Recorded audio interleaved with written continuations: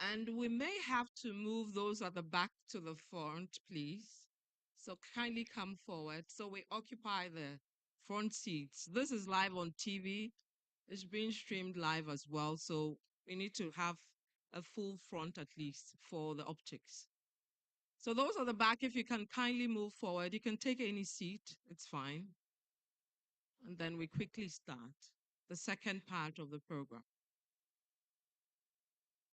Thank you for your time.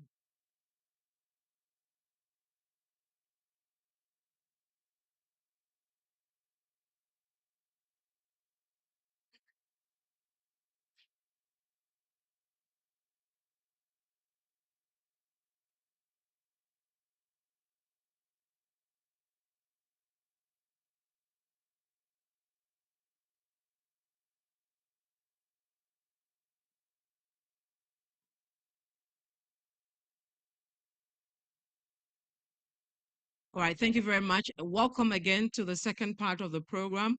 We'll quickly take off. I'm sure lunch was good because I can see some smiles, but we need a bit of energy to take off to have the second part as smooth as the first part. I want to say on behalf of the organizers to you once again, thank you for your time and thank you for joining us for the APN Continental Mobile Interoperability Symposium. The second part of the program will have two areas, one on presentations, another on a panel discussion, and then we'll wrap up from here. So I'll quickly invite two people who are going to take 5 minutes each to present a topic, which is the readiness of telcos for cross-border interoperability in Africa. Our first speaker is Judith Eduamwa Bosman. She's Telecel's Ghana's Mobile Financial Services Officer. Please let's welcome her properly as she joins us. I'm not sure this clap is a clap from people who've had lunch. That's better. Thank you very much. Judith, you have the floor. Good afternoon, everyone. All protocols observed. So, the discussions we've had this morning have been very clear where mobile money interoperability has taken us. Mobile money interoperability started in 2018, and we have seen the growth in the industry. I was looking at the numbers last night, and last year alone, mobile money interoperability value of transactions grew by 24%. Other markets, I mean, African markets have looked at the Ghana story and they are very impressed on how we have done it. For me, collaborations are very important. We wouldn't have been able to achieve this as EMIs on our own. And so there have been collaborations between banks, between fintech organizations, and of course, amongst us as EMIs. Now, where are we today? We've seen the impressive growth. We've seen that today, from the comfort of your homes, you are able to send money across networks. You are able to access services seamlessly, conveniently. Now, what is the next step? Of course, where we are, there is demand from our customers to be able to send money across country, right? But there are some limitations that does not allow us to do that today. And I'm very happy the discussions that went on this morning. And today, we do have the technology available, and most of the speakers stressed on the fact that technology is already available. So how do we ride on what is available already? We can take advantage of PAPs, and today, as secondary partners to join PAPS, we've already had engagements with banks to join the network to be able to allow our customers to do cross-border payments. And so the future is very bright. Now, in terms of readiness, you would agree with me that when it comes to mobile money transactions, there are a number of things that we have to be very particular about. Security and trust is very, very important. I had a speaker on the last panel trying to associate mobile money with fraud. But the thing is, as we begin to grow, as we begin to get bigger, we have to look at ways where we can connect securely. We have to look at ways that we can ensure that we are actually ensuring the controls around AML, around KYC, around authentication, around making sure that we are encrypting data the right way and all that. But we cannot end there. What I will add to that is, luckily, as Ghana or as a nation, we have the advantage of the Ghana card, which is a common ID that we use, tied to biometrics within the NIA system. And I'm sure today, most of you who use bank services and verify through your biometrics. And I think that that is the way to go. Another important part that I think will play a key role into going on to the next level is customer education. Today, I believe that even in Accra, you'd have customers visit agents and then they'll hand over their handsets to the agents to do transactions on their behalf. And it's not strange. Some people, I mean, there's so much education on security tips, how to handle your tip, your pin and all that. But we still see people walk to agents and hand over their handsets to do transactions on their behalf. Education is very, very important. Now, if we are going to go this mile, one of the things that we have to do very well is to ensure that our customers understand what we are putting in their hands, right? So today, if I'm able to grant a customer access to send money cross the border, when there is an issue, what happens? What are some of the customer recourse mechanisms that we can put in place to easily settle some of the complaints that we are having today? Today, on the mobile money interoperability service, we have an SLA of 72 hours to resolve complaints. But I believe that if we are to move into something like this, and one of the speakers mentioned that, for example, if you're in Abuja buying a ticket and you are not successful, what happens? That customer cannot wait for 72 hours. And so we need to find ways, or we need to agree as an industry, certain recourse mechanisms that we will put in place to be able to resolve some of the issues that we are having today.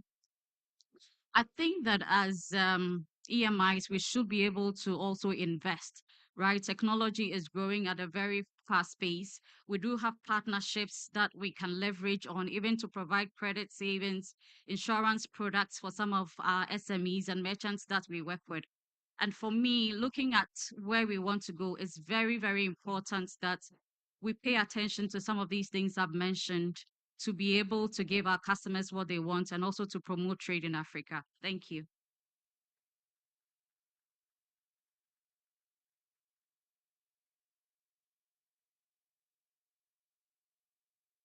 Thank you very much, Judith. So we've heard from Telecel. Let's hear from the biggest mobile operator in Ghana, MTN. Let's invite Shaibu Haruna. He's the CEO of MTN Mobile Money Limited.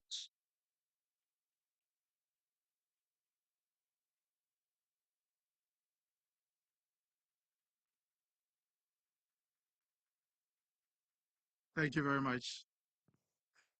It's always a very difficult one to do one after lunch. And I'll try and keep it very brief and simple. Let me stand on existing protocols. Good afternoon, everyone.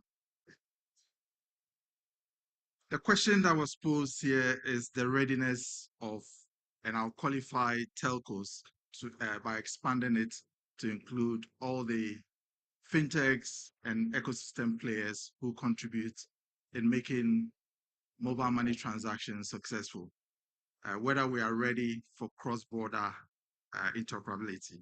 And the simple answer is a resounding yes. We've been preparing, and it's been 15 years already. This August, we started this journey, and we have prepared ourselves towards this evolution. We started off with a wallet and enabling people to have access to account to do P2P transactions.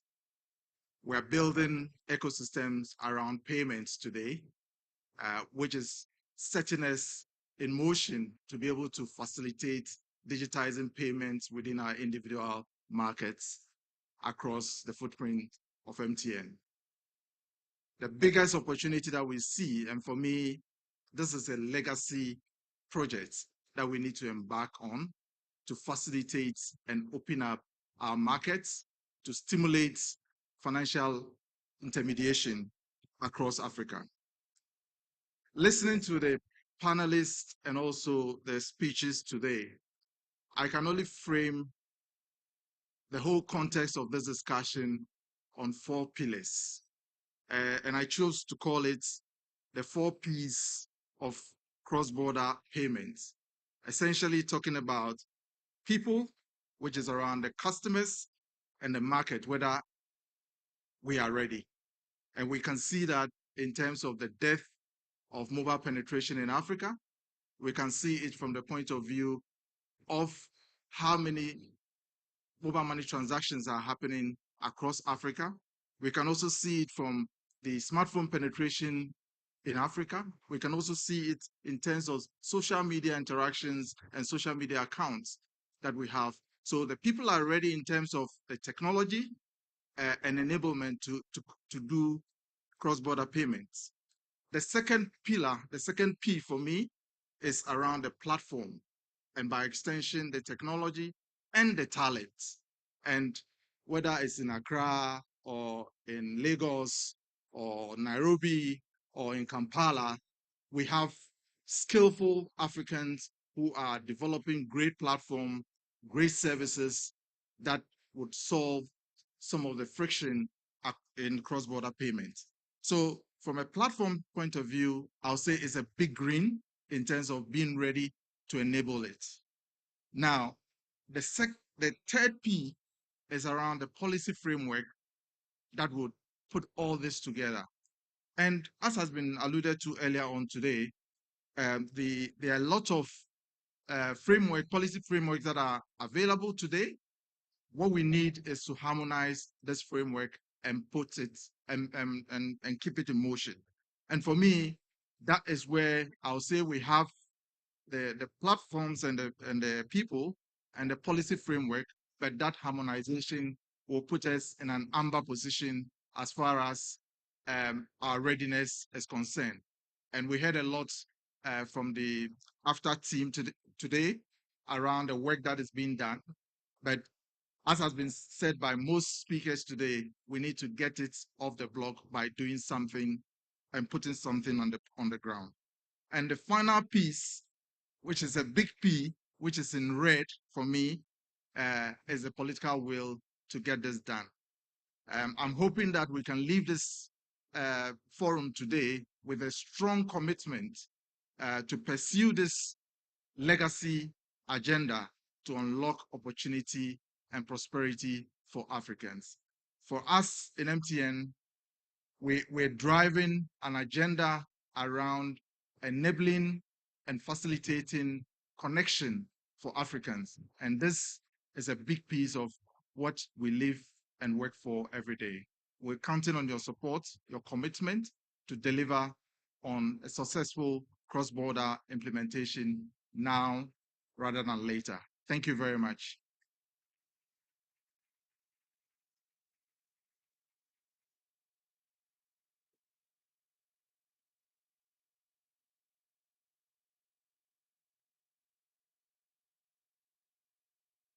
Thank you very much. Earlier on, I said that at the Africa Prosperity Network, we are focused on bringing you things that work. And so 3 key areas that we look at in our deliberations are practical discussions, actionable policies, and bankable projects. This is why we're here. Our next panel is going to be dealing with exactly that. It is going to be talking about advancing continental interoperability in Africa, industry efforts, and that is what we're going to have our moderator, Gayhart Mensa, lead the discussions on. I will like to invite the various panelists to the stage. Shall we have Hisham El Ashgar, CEO, IT6 Group, Morocco.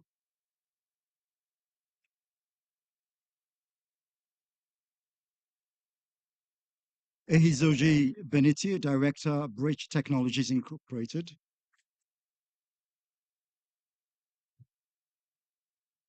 Foster Akugri, Lead Africa Innovation Village.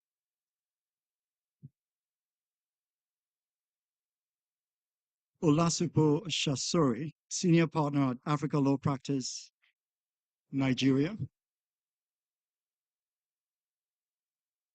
Yofi Grant, CEO, GIPC.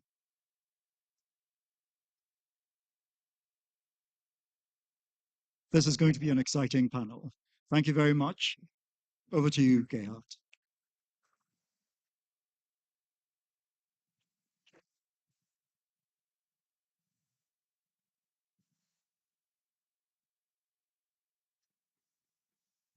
Hello. Thank you very much, Moses, and good afternoon to you all, and welcome to the members of the panel. In today's technology space, there are a number of certainties. One such certainty, and which has become a global conversation, is that artificial intelligence is good, but potentially dangerous. Another certainty, which we in Africa are grappling with at the moment, and for which reason we are here today, is that a Pan-Africa mobile money interoperability can enhance intra-Africa trade. It can help move the AfTA agreement from ambition to action, and it can accelerate Africa's integration. There are a lot more certainties when it comes to today's technology, but for this evening, we will restrict it to the efforts that we are making in order to accelerate interoperability on this continent. Fact is, Africa must pursue integration. Africa must create a single market for goods and services.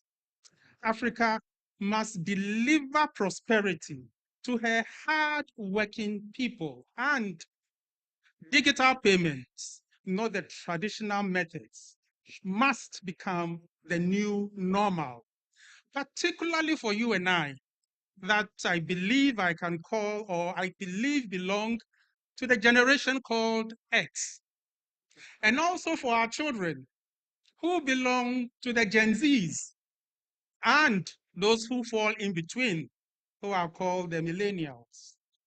Today, courtesy to the profile that Gen Zs have been given in Kenya, when you mention Gen Zs, it comes with all kinds of characterizations. But these are people who are bold, the Gen Zs, our children. They are smart, they are innovative, they are digitally savvy, they are ambitious, and we need to provide them with the infrastructure and the tools that is required in order to integrate this continent. So where are we? Stephen, where are we? Stephen Akugri, am I right? Foster Akugri, sorry. Where are we when it comes to accelerating interoperability in Africa? Thank you very much for that question. My name is Foster, as you rightly introduced. I lead Africa's business for the Innovation Village. We are based out of Uganda and focused on making production capacity accessible to SMEs who predominantly dominate and contribute to Africa's GDP. Talking about interoperability, I think Africa has always had interoperability at its core. We are the most diverse continent in Africa from a cultural and value perspective, but we've existed in harmony for centuries because we've had an understanding. Modern day technology, innovation, and advancements have resulted in us sitting in a conversation like this talking about digital interoperability. And it stems from our readiness, which the earlier remarks made by the MTN Momo CEO talked about platform and people readiness. We cannot talk about the derivative activities of moving money to meet our day-to-day needs, whether as a business or as an individual, without talking about the infrastructure, and the policy required to make this happen. Last year, there was an initiative that was launched called 15.5, which is a campaign focused on helping African countries who have signed on to the Africa Continental Free Trade Agreement to share learnings and be able to advance in that. Today in Ghana, we can confidently boast of being far ahead of other countries. But the reason why the AFCFTA will be slowed down is because the derivative activities of making sure policy and platform is ready is not uniform across all the countries who are supposed to participate in this. And that creates a disparity right from day one. So a trader in Togo and a trader in Ghana are barely trading as much as they could because they are limited by how fast they can move CD to safer and how much they lose in the process. So I won't say, if I had to rate our level of readiness as a continent or even as a regional bloc ECOWAS, we have barely scratched the surface. We are not even 10% interoperable to be able to trade. Thank you, Foster. Hizoji, Foster has made a very important point. A trader in Togo can barely move money to Ghana. What are we doing in order to accelerate the process that would facilitate such kinds of transactions? Thank you. So my name is Ehi. I'm from Bridge. Bridge is a Pan-African currency exchange. Where are we in this journey? I'd like to introduce 4 ideas, a different set of 4 Ps from what my brother here just started. It starts out really with the portability of identity. So can we take a trader in Togo and know who he is? Or if he crosses the border, do we know who he is? There's the portability of exchange. So what's the mechanism by which a trader in Togo can exchange with a trader in Ghana? There is the portability of redress, which is when there is a problem, how do you solve it? If the guy is speaking French and you're speaking English or Twi or Akan, and you need to solve the problem. And lastly, there's a portability of liquidity, which is how fast does money move when you have transactions which require you to, so you're right at the border and you have your cloth and that person wants to buy it, how quickly can the money move from one border to the other? Underlying the challenge of where we are today, I think, is that we cannot use the US dollar as a means of exchange. And any systems which fundamentally try to address dollar as the point of exchange across Africa doesn't advance us. We need new mechanisms which allow Africans to exchange value with other Africans in local currency. So I think there's been significant progress made. Bridge as an organization has worked with multiple telcos and multiple regulators, I think right now in 5 African countries, to pilot a scheme where we can do transactions in local currency, purely in local currency, not change up to the dollar and change back down. But I think there are also additional problems to be solved around portability of identity, portability of liquidity, and the portability of redress. But Maxwell of Bank of Ghana says that even with the solutions that we have at the moment, the dollar still sits at the center. How do we manage that? Very happy to announce that I think that barrier has been overcome. Today, it's possible to sit in Rwanda and send money to Nigeria via the MTN network. This pilot was begun in September last year and is running live across several of the MTN mobile money networks.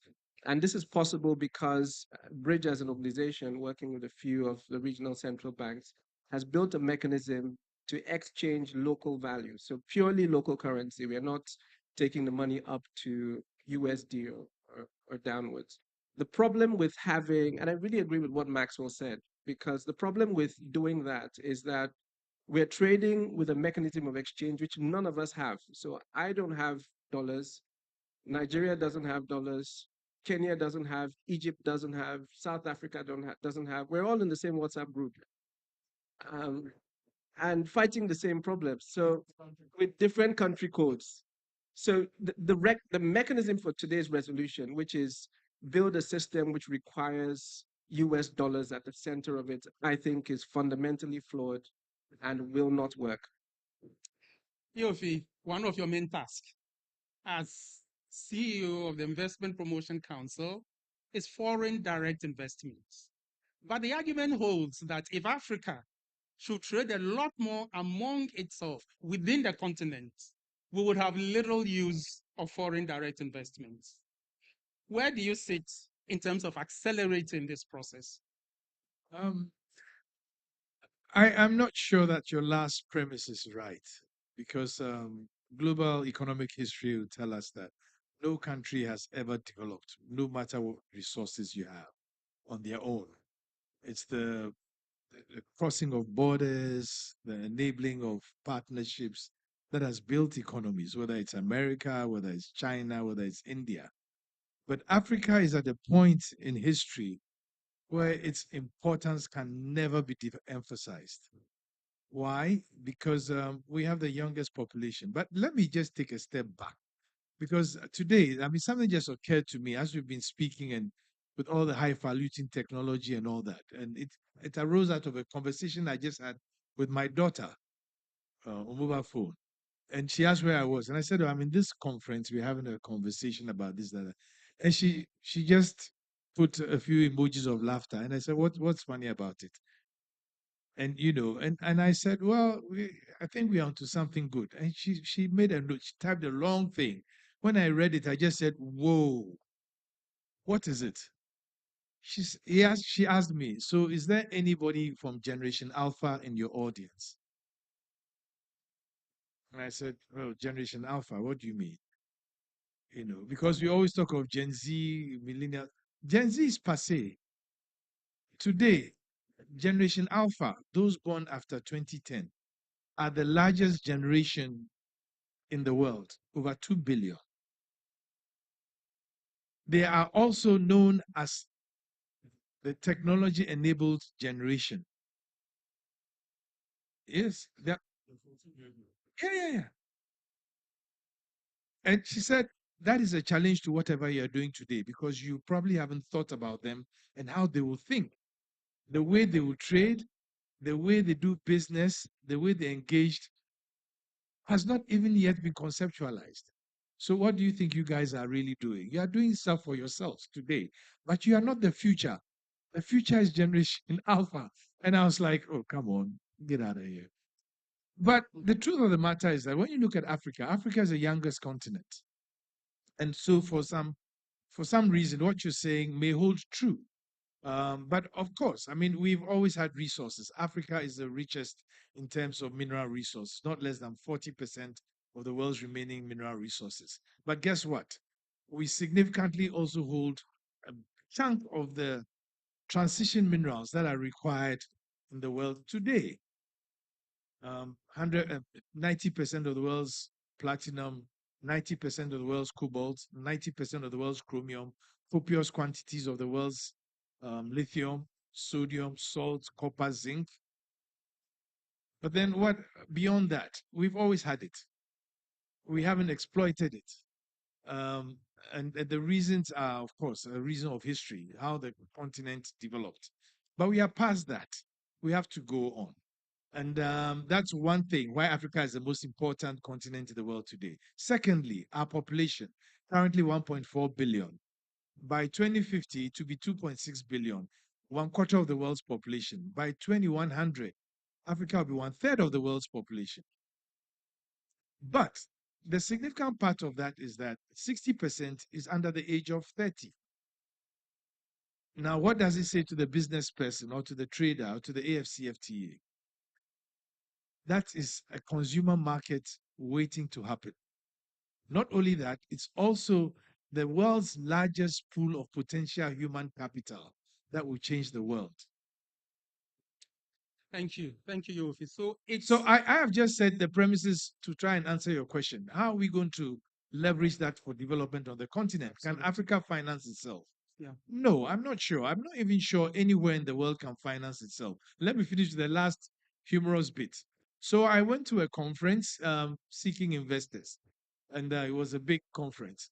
And when I went there, the largest pavilions were the US, the United Emirates, and China. And they were also there looking for investors. Thank you. Thank you, Ofi. So it's not about no need of FDIs, it's about reduced need of FDIs because we seem to over rely on that to the exclusion of what we can generate. But I will move to You still Olasupo. need it to generate what you can trade. Yes. Okay, let's not argue over that. I come to Olasupo. You are within the legal sector, and there's a lot of conversation around regulations, agreements, standards, legal regime, if we want to move the needle and progress with interoperability. From where you sit, what is the most important thing that we need to do now within the space of regulations, legal, standards, compliance, and all that? Well, thank you for that, and you're absolutely right. They often say that the most money that you can make as an entrepreneur is before the regulator arrives, because as soon as he comes, he starts to tighten everywhere up. But having said that, I mean, the optimization of whatever sector you were operating in before the regulator came actually happens when the regulations come. Properly done regulation, properly administered regulations, independently run. And that's, for me, listening to the session today, wonderful session, by the way. I've learned so much. Africa has done a lot, but we've done it in a very amorphous way. Um, I heard the phrase leapfrog a number of times. And leapfrog is a good thing, but then as you're leaping, you're carrying along with you certain things that you need when you land. And so where you would find that what 80% to 85% of Africa's countries now have digital IDs, digitally convertible national IDs. It's an important part of interoperability. You find that most of the big cities now in the continent have at least one data center. So it's a huge part of your infrastructure. So there's lots to be proud of. PAPS as an idea is something to be proud of, although I have views on that, which I'll share in a minute. But to go back directly to your question, in Europe, and I was pleased when I heard it earlier on, in Europe, the, the, the EIF was the gospel for organizing their interoperability, the European Interoperability Framework. So there's a framework that needs to actually come in very soon. We can't avoid it. We can't leapfrog framework um, um, um, establishment and formation. Fortunately, and Dr. Okmo talked about it, Article 16, he didn't mention that, enjoins all states to promote interoperability, payment interoperability. We have an incongruous system where goods are moving fast across Africa because of our payment industry. The industry entrepreneurs have put into payment. They're moving faster than people can move because visas can't let me get to South Africa without going through 12,000 hoops. And you can't come into Nigeria from South Africa without using the same 12,000 hoops. So we've got that incongruity where human beings are not being able to move as fast as. So we need a good framework. We have one in the digital digital trade protocol. But as we heard today, it's not finished. So again, we're already ahead of the regulator. So those of you in the business, I hope you enjoy the money you're making now. The regulator is coming. Thank you. Thank you very much. You want to add something? I wanted to talk about what we can do to scale up. Please go ahead. All right.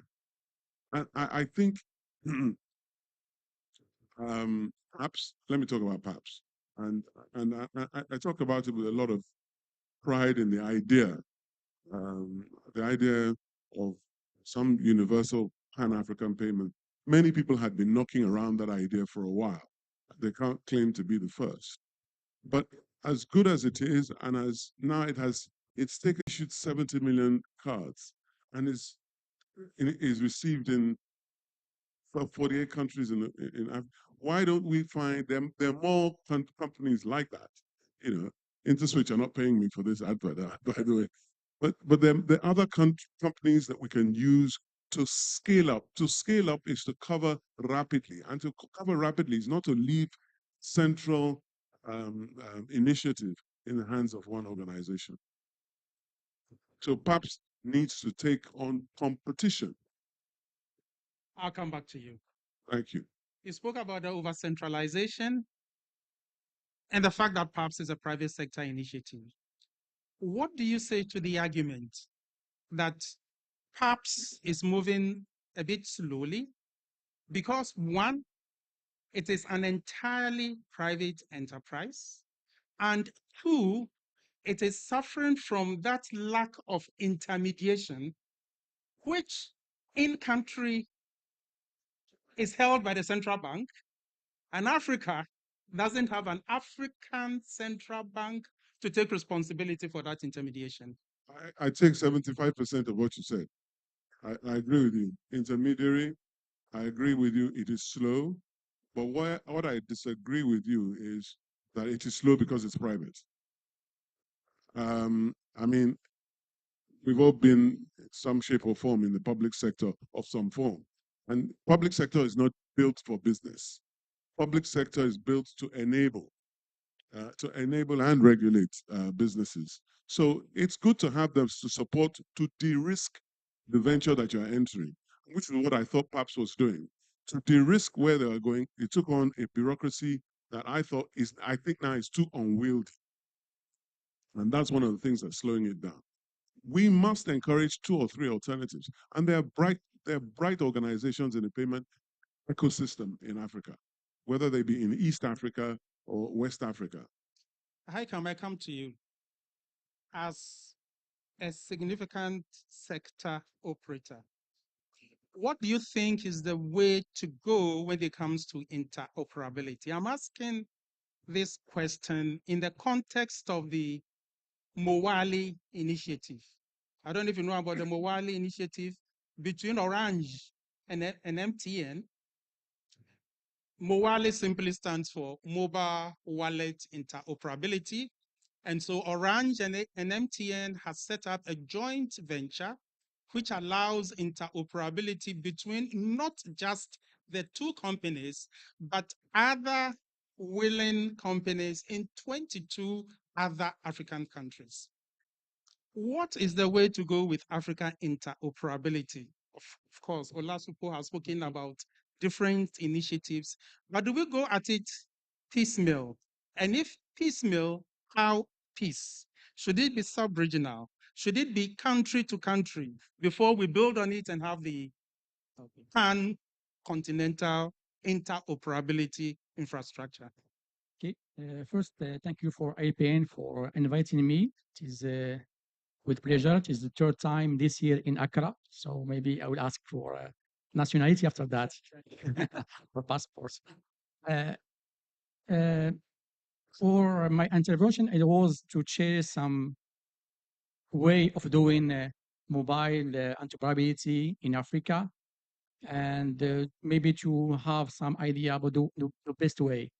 So there's 2 ways for doing this, and there's let's say the ideal way. Say we'll have to work in 4P, policy, platform, regulation, and get some governance to govern all of this, and it will take a lot of time.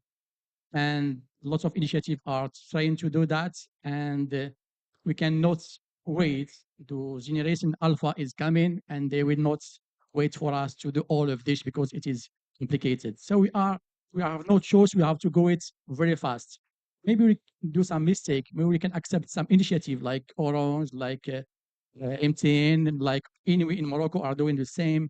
We have to encourage this because it is, for me, the best way to be sure and to have some results to benchmark, and then not follow regulation, but regulation should to combine this. And also regulation have to see something before to do good regulation. So we can do it like in the European way. It means we have to think, to have studies, regulation, policies, governance, then decide to do or not to do, or do it on the China's way. So we have to do it first, then try to go regulation, and maybe do it to the African way. I am now in the African way. We're doing some POC, proof of concept, with countries, with some operators to move forward, take some risk, then try to have others to be with us. If you do it with Ghana and Nigeria, Togo and Benin, believe me, Morocco will follow, Egypt will follow, because we are giving them the lead. If we are waiting for best regulation in Africa, the best governance, it will take time, and Alpha generation are not waiting. Thank you, Haikam. I go back to Yofi, and let me commend him for his efforts in pushing for interoperability among African organizations that engage in foreign direct investment attraction. Okay, so his organization, GIPC, Ghana Investment Promotion Council, have led a process where other national promotion councils have come together to form a kind of African federation. Congratulations to you. But what can that federation do? What value can you deliver to the conversations that we are having? I think the value should be direct, because it's a conversation that, I mean, it's a conversation that we cannot avoid, the import of digitalization and technology to our own future growth. And sometimes it gets confusing for African IPs, we call the investment promotion agencies, because we are confronted with basic needs of the ordinary consumer.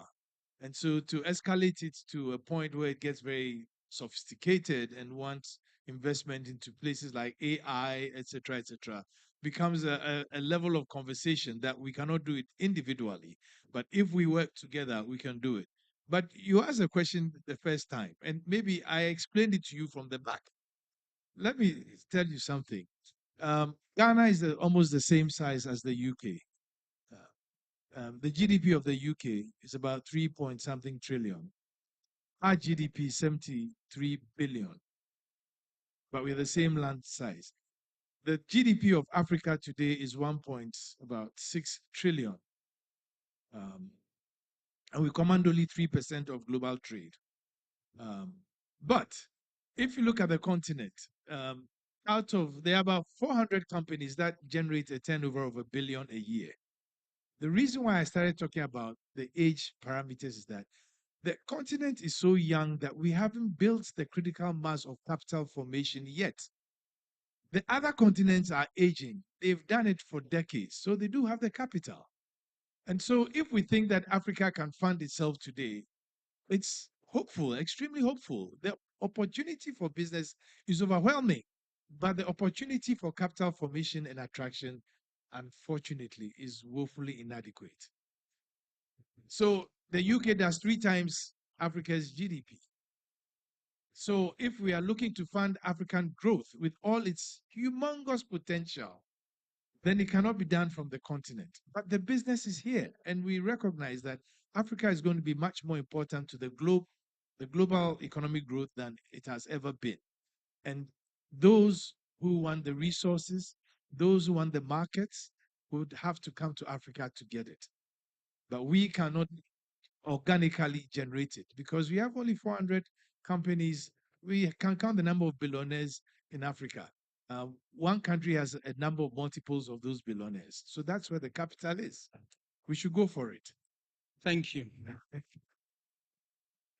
Let me come to you, Foster. But before then, let me announce that Mr. Olasupu would leave us at 4 o'clock exactly. He has a hard stop at 4 because he has a flight to catch. Our agreement is that when it is 4, no ceremonies, just exit, and they would understand. Okay, thank you.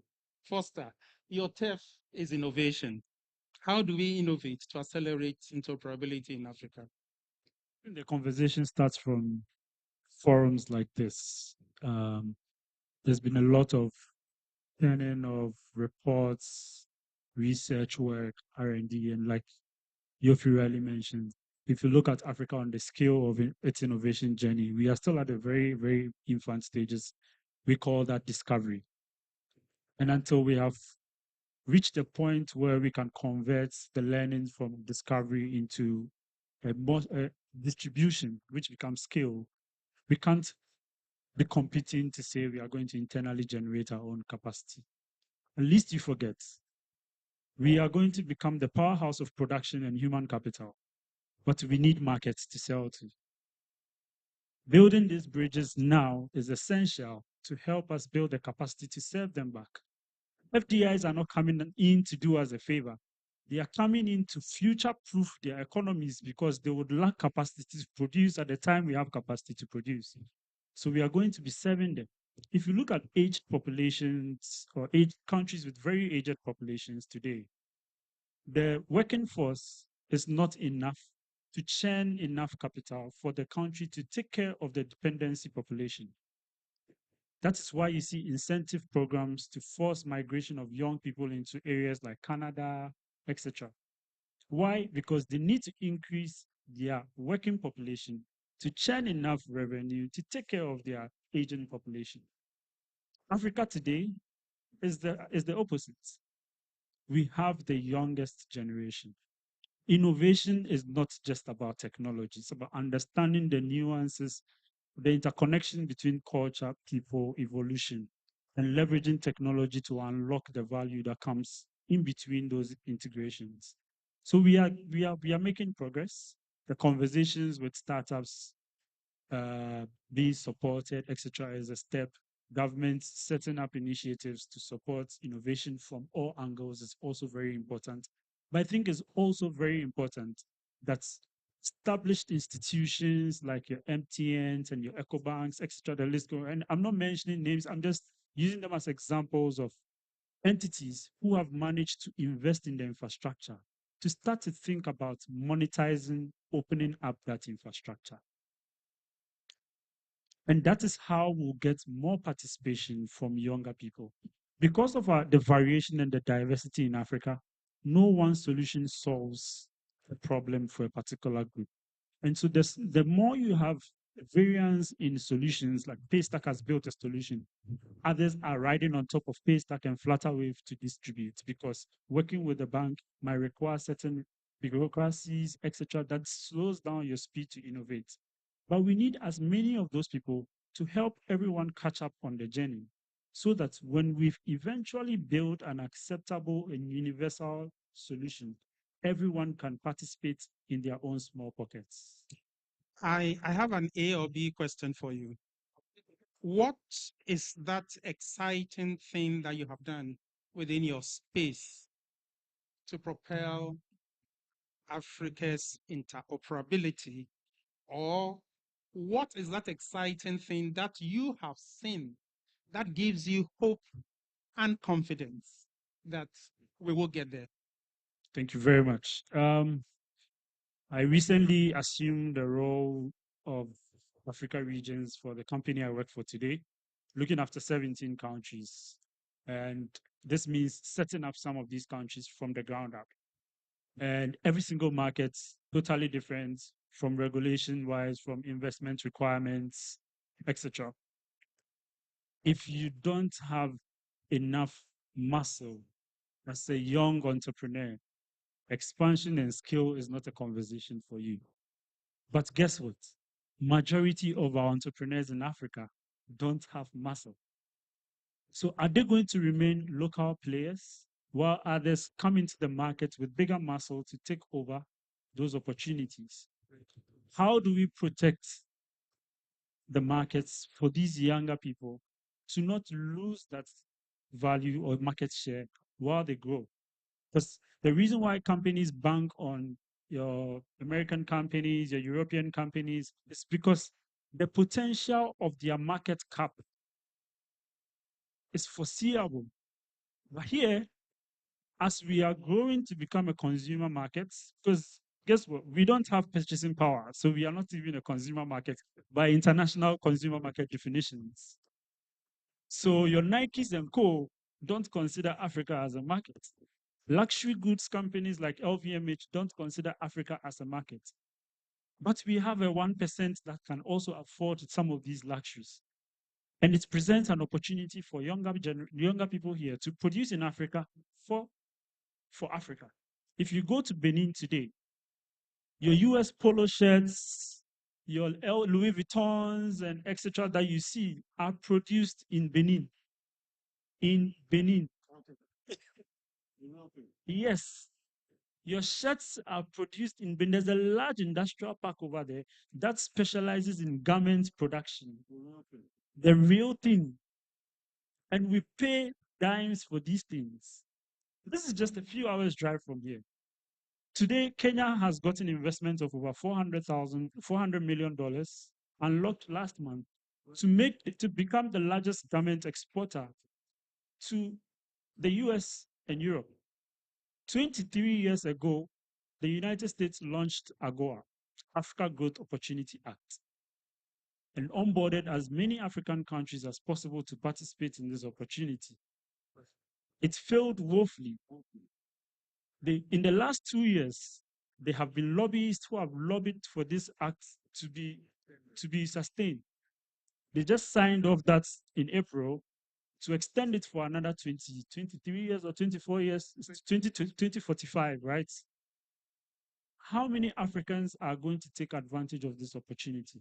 Prosper Africa is trying to double down in Africa. The World Bank is investing in this. Africa Development Bank is co-investing in this. Do you know what the goal for AGOA is? To balance the trade, because we receive, we don't export. AGOA was established to help empower Africans to export. And if we don't know some of these things, we don't have the information. Every time the majority lacks information, the minority with information would always win the battle. So this innovation requires us to look for the information, find the information, find the gaps, and unlock the opportunity. So I would encourage that these panels sometimes go into workshop mode, bring some of these foreign direct investment firms here. There are so many people who don't understand what JIPC does. That's true. Okay. And there's so much incentive to unpack from there. All right. Thank you. Ehi from Bridge Technologies.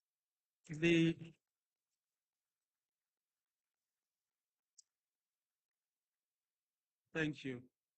Yes, Ehi Bridge Technologies. The issue of intermediary, I want us to go back there, is a real challenge. How do we bridge that gulf and ensure that we are able to overcome it? Is there an alternative? There is the discussion that in the absence of an African central bank, which might take 10, 15, 20 years to set up, can a Pan-African bank assume that role? Well, very deep question, and I want to start by first, sort of congratulating my panelists, because I think there's some really important ideas which have been put on the table. Generation Alpha, the questions around how we grow our markets. Do we start internally, or do we look at traffic coming from outside? I'd like to connect all of it together with this point you raised. So I think the great thing about Generation Alpha, as we call them, is they find workarounds to everything. And unfortunately or not, whether we like it or not, Africa's central bank today is crypto. It's a very unpopular opinion, but that's what it is. The fastest way to move money across the continent is crypto. It's decentralized, it's not owned by anybody, it's highly effective, it's highly liquid, it provides a mechanism for exchange, and it works. No long meetings, no policy discussions, no nothing. It just happens. And that is what innovation does. The mobile money we are sort of enjoying today was not regulated into existence, it was innovated. A few people sat down, took a look at something which existed, made it better, made it happen, and then the regulation followed after. I think the direction of leading with regulation is not so likely to yield the kind of results we want. So The how we make this thing happen, I think, first of all, is that it has to be decentralized. We need to think of interoperability as a loose coalition with a common set of protocols which enable parties to participate. The barrier we have as a continent is that there are 41 different currencies. And these 41 different currencies mean that exchange is very difficult as an intermediary. So I think the fundamentals are that all markets, whether it's crypto, energy, derivatives, futures, doesn't matter the type of market, is built on the fundamental principle of means of exchange and liquidity. And if Africa can't solve those fundamental problems, then you're still back to ground zero. No matter how you flip the coin, whether you put that in Zurich or you put it in Cairo or you put it whatever it is, you're still back to the same fundamental. So I think the way to move forward is, first of all, we need to figure out a broad framework by which African currencies can be exchanged. I think that's fundamental. And then second, we need to figure out how to make the markets liquid so that trade can actually happen. And there's a generation which is willing to trade. Now, I think the questions we have to ask ourselves are that, what does Africa do with its capital? It buys BMWs. It buys, I think that the worst thing we can think of ourselves as is a consumer market. I think that is absolutely atrocious. We need to start thinking of ourselves as a production market. And if you take a market like Nigeria or Ethiopia, for example, 140 million people, even if you made toothpicks for Ethiopia alone, you would have a high GDP. Our challenges with production and capacity are really tied to what do you produce. If somebody's making iPads and you are producing tomatoes, there's no way that exchange is ever going to level up. So if your fundamental trade patterns are based on the fact that you're dealing with a partner whose production capacity, his innovation capacity, his distribution capacity fundamentally puts you at a disadvantage, then you do not have a market. You actually do not have a market. You're sitting at the one end of a distribution chain where you are feeding somebody else's economy. I think we need to fundamentally rethink that. I think the basic Africa produces everything Africa needs for its own growth. If you want cars, cars are produced in South Africa and Nigeria. If you want textiles, they're produced in Ghana. If you want dairy, it's produced in East Africa. If you want fish, whatever it is, the continent has capacity. Can we effectively distribute it? No. Can we effectively mobilize the capital within the continent? No, we're very poor at that. Our stock exchanges don't work. We can't rally ourselves to go after opportunities on the continent. So I think fundamentally, we need to relook at the frameworks by which we think of ourselves.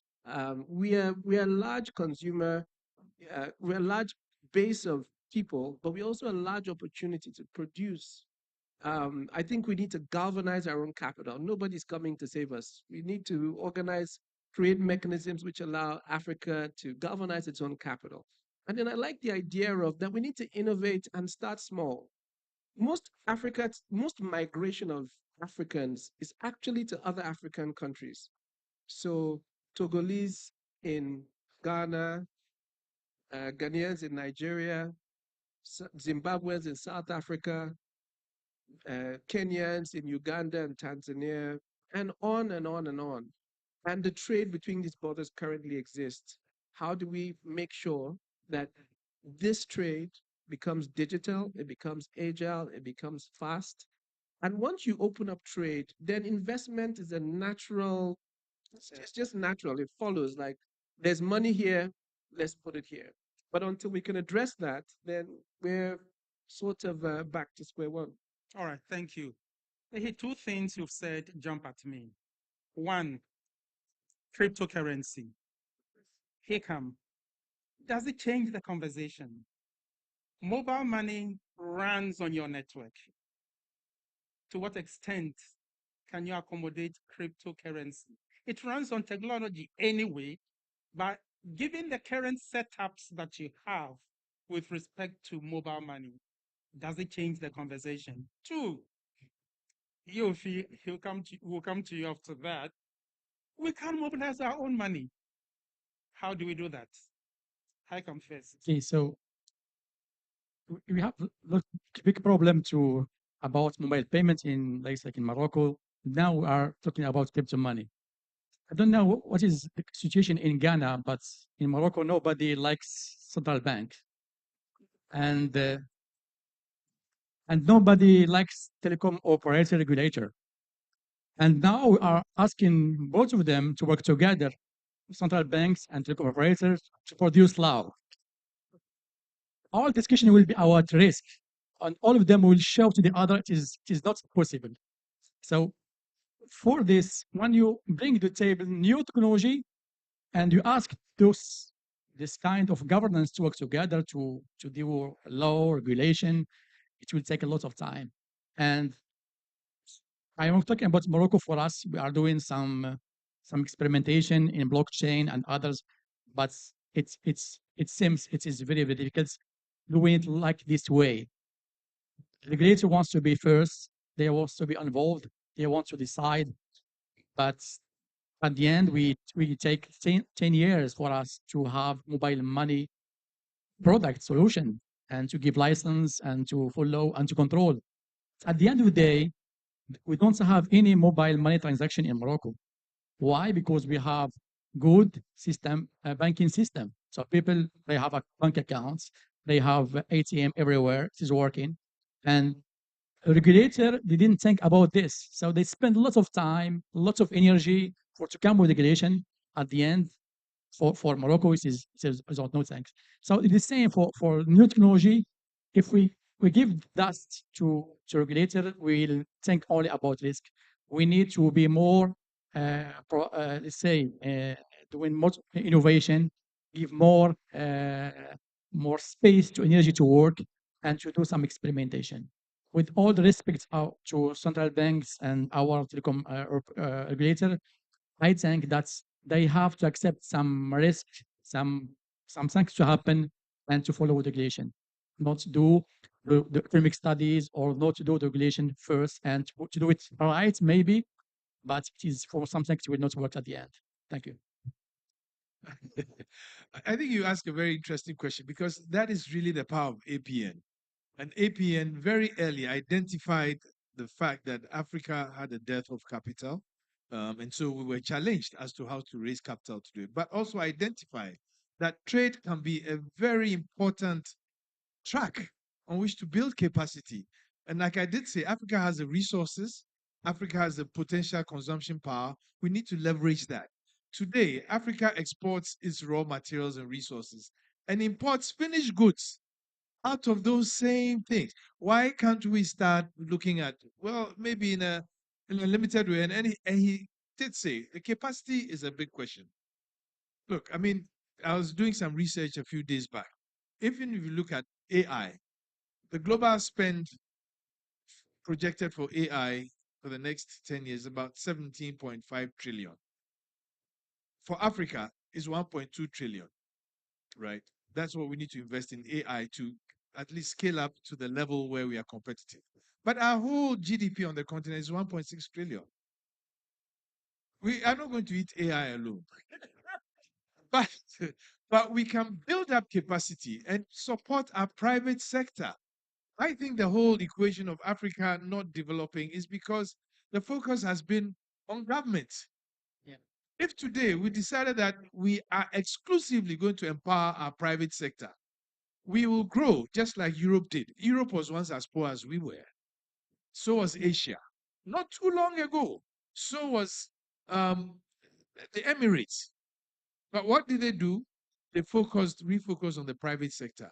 The private sector will find its own capital and build its own systems to regenerate and build capital on top of that and start investing internally. And I think that's what's most important. But I also agree that crypto poses a challenge to all that we've been speaking about here.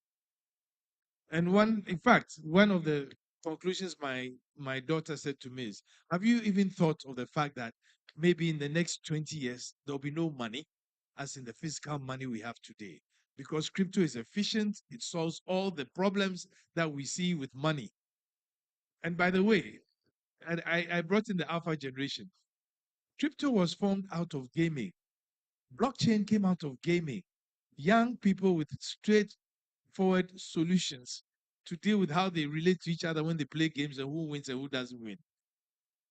The danger is they'll take it far and it will become the currency that will really solve Africa's problem of interoperability. Thank you, Yofi. Ola, Yofi thinks empowering the private sector is critical to the conversations that we are having. Beyond that, what is that one thing that you think is absolutely of urgency in order to expedite interoperability?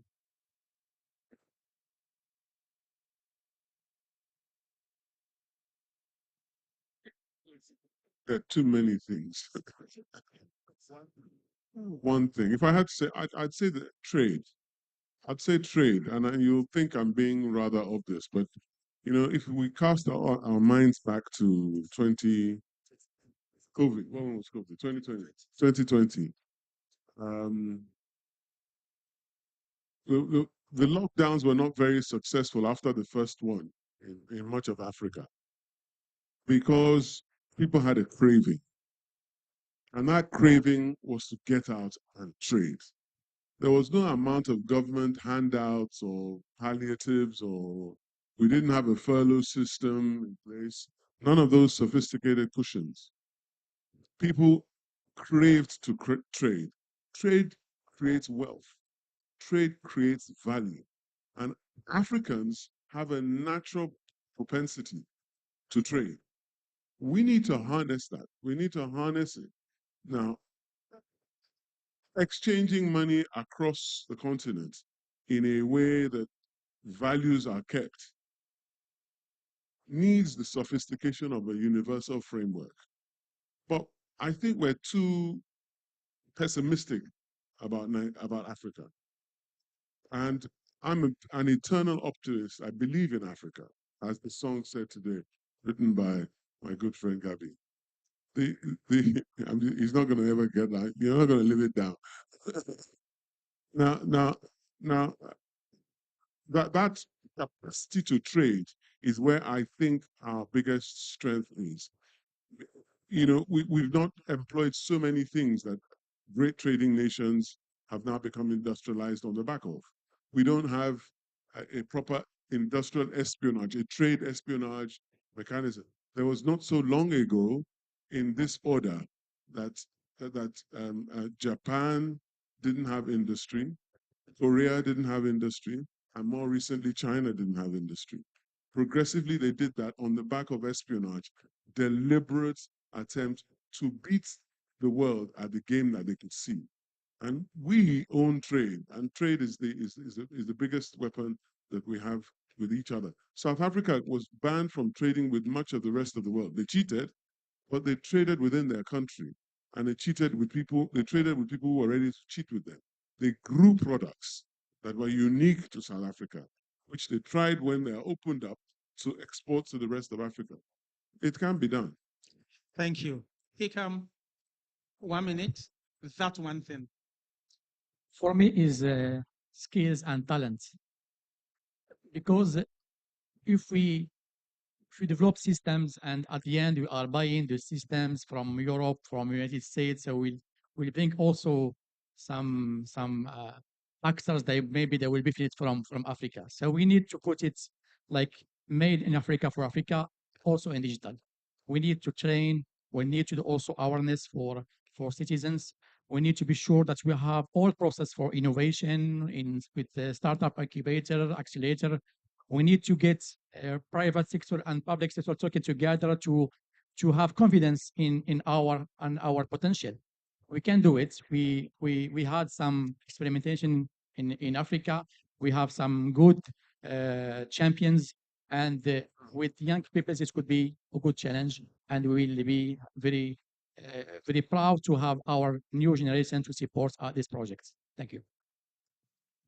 Thank you very much. I'll come to Ehi before I go to Foster. So the one thing I think we need right now, sorry, it's a shameless plug for Bridge, but it's I think the number one thing we need right now is to figure out a Pan-African currency exchange, and I'm really happy to have championed this effort across the continent and working hard at it. And I think it fundamentally changes or gives Africans an opportunity to trade with each other, and it's an integral part of what we need going forward. Thank you, Foster. Thank you. I think I'll end my remarks with we underestimate inclusion as a core to this entire conversation. Interoperability is the second layer of the conversation. If you can't solve fundamentally for accessibility and affordability, the conversation about whether I can move money from MTN to another network will not exist if I don't even have an MTN wallet yet. So the conversation about financial inclusion shouldn't be dropping now. 10 years ago, when the Millennium Development Goals were active, financial inclusion nearing the end of the MDGs was the biggest pillar we were driving. We entered the SDGs, we've been talking about poverty reduction and all the other things. We forget that financial inclusion sits at the core of unlocking all of this. If there's no liquidity, I cannot load my wallet, I cannot trade, I cannot move money, and goods will not be moved. So we need to still prioritize financial inclusion at the core of all of this conversation while we think about the aspirational things for those who have already advanced. Thank you, Foster. We will take a few questions from the audience, but before then, let me invite Isaac Kibiru. Isaac is from Safaricom, Kenya, and he's the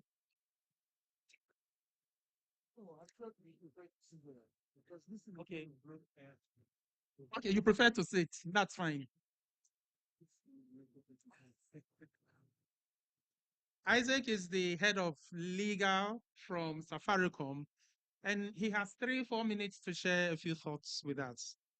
Over to you, Isaac. Thank you very much. Thank you for the ambush. I was daydreaming about the beach. But thank you. My name is Isaac. I work in Safaricom, supporting the legal and regulatory engagements around M-Pesa. M-Pesa is our mobile money product. I'd love to say I've enjoyed the discussions.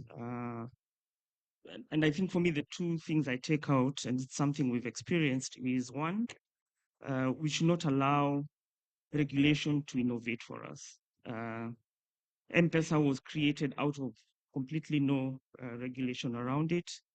But when the regulation came, they mirrored what had been innovated. So the innovation led the product. And I believe that's what we should even have for what we are proposing. Secondly, it's about using what is already available and working with it fast. I don't think we need to have a perfect system or a perfect situation. There are already very many private schemes that we have that allow interoperability within Africa. And the learned lawyer really mentioned one of them as InterSwitch. We have many other private switches all over Africa that are facilitating interoperability. And we are using those switches, especially for us in East Africa, because what happened in East Africa, under the East African Union, we tried to have or to develop a scheme similar to what we are discussing today that was led by the governments, by the central banks that would then facilitate interoperability. But it took too long. A lot of discussion, the usual bottlenecks, bureaucracy. So what the players did is use the private schemes that are already in existence. And right now we have peer-to-peer interoperability all over East Africa. Where we still have a challenge is on merchant interoperability, because there's still a lot of discussions around that. But what we've also seen is in just coming to the discussion around crypto, what we've seen is that the citizens of East Africa have innovated around what is already there. So what they do is you will find somebody going to Uganda with his M-Pesa wallet only. no cash. He'll then go look for somebody who wants M-Pesa in Uganda. They'll do their own informal exchange, and then he'll get the Ugandan shillings that he wants. So they're already doing it. Our citizens all over Africa will find a way to do it. We just need to figure out a proper way and support all those endeavors and grow them slowly. I don't think we need to have a perfect situation. We just need to find what is working, support that, allow them to innovate. Because if you don't do it and you slow down and you have a lot of red tape and bureaucracy, they'll move to crypto and they'll move to other schemes that you cannot regulate. Yeah, thank you. Thank you very much, Isaac. We'll now go to the audience. If you have a question or a contribution, raise your hand. When the mic gets to you, kindly mention your name, the institution you work with, if possible, who you are directing your question to, and then shoot on. Hello, my name is Skylar. Firstly, I just want to say I'm here from Glorious Destiny, a nonprofit in the US. It is an honor to be here among you all. Everybody in this room is destined for greatness. I do just want to share quickly that there is a difference between greatness and success. There's 4 pillars to greatness, the first of which is focus. That's setting goals, knowing where you want to go and how you're going to get there. The second is passion. I'm sure as political figures, as business leaders, you know that it takes passion, it takes desire to see your goals accomplished. Thirdly is mental toughness. At times, I'm sure you all know that life gets difficult, but when it does get difficult and you make the decision to say, I will rise above my circumstance, I will overcome this adversity, you're 80% more likely to get the job done. Now, these 3, you can use them and be very successful. But if you truly want to be great, you need to apply the 4th pillar, which is selflessness. It's serving others from a pure and noble heart posture. It carries you with a vision greater than yourself. And the most selfless person I've ever known or heard of, his name is Jesus. He is my Lord and Savior, and he loves each and every one of you. He has a great plan for your life, and you find fulfillment, purpose, and greatness in Jesus Christ. And my question for you today is, one moment, I'm sorry.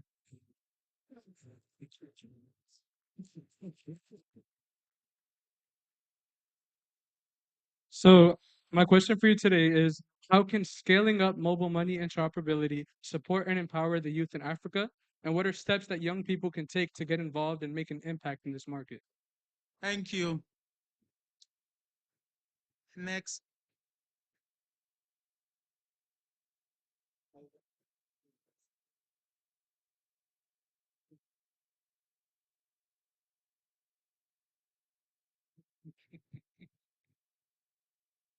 We almost got into the church.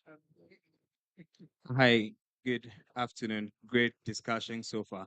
My name is Casey Amase from Nexus FTC, a consulting firm. My question goes to Ehi regarding the wonderful job you're doing with Bridge. I have a little concern about arbitrage and how you'd handle that with your platform. It is great that you found a way to convert Naira to CDs. So let's say on your platform, 1,000 Naira to CD is 9 CD 50 pesos. And then the status quo through the dollar, Naira to dollar, dollar to CD, it's going for 10 CD 20 pesos. Great. If I have CD, I'm looking for Naira, I bet I'll use your platform. But if someone else has Naira looking for CDs, he's going to go through the status quo, which is through the dollar route. What we'll tend to see after a while is arbitrage, where the speculative forces would descend and trade and would end up seeing the Naira trading at the dollar for the 10 CD 20 pesos anyway. So then you lose the gains you have with your platform. I don't know if it is a thought that you've started processing or how you're going about it. Thank you. Thank you. We'll take another question. Okay.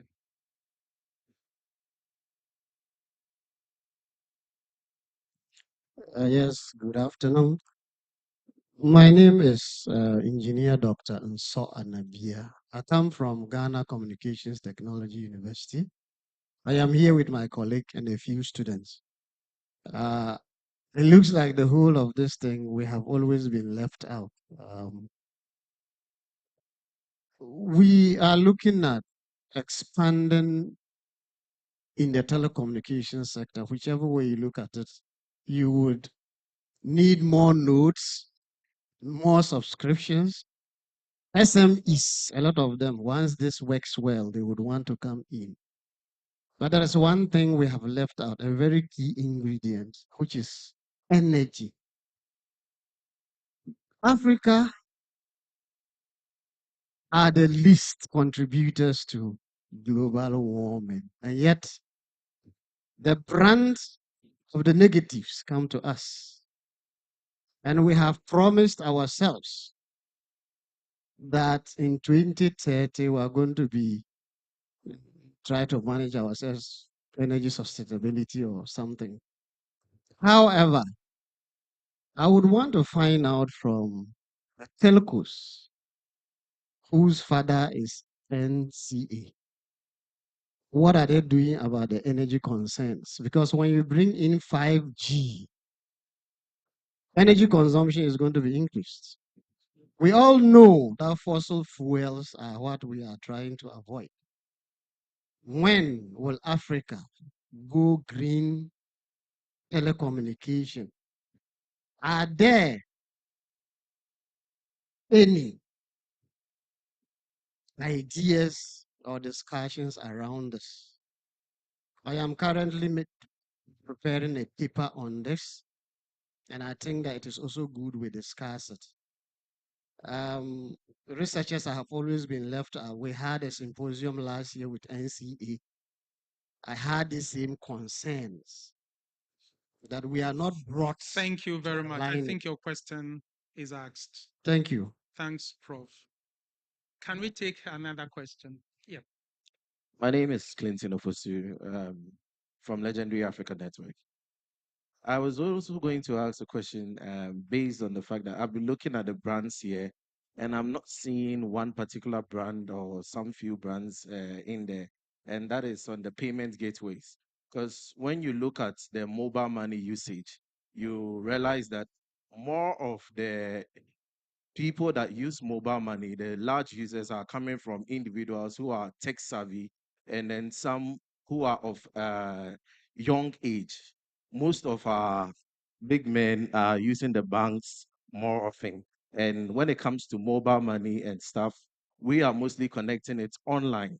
So my question goes more to Foster and any of you who will tackle that, that the flatter wave, the Stripe, and all other payments gateways.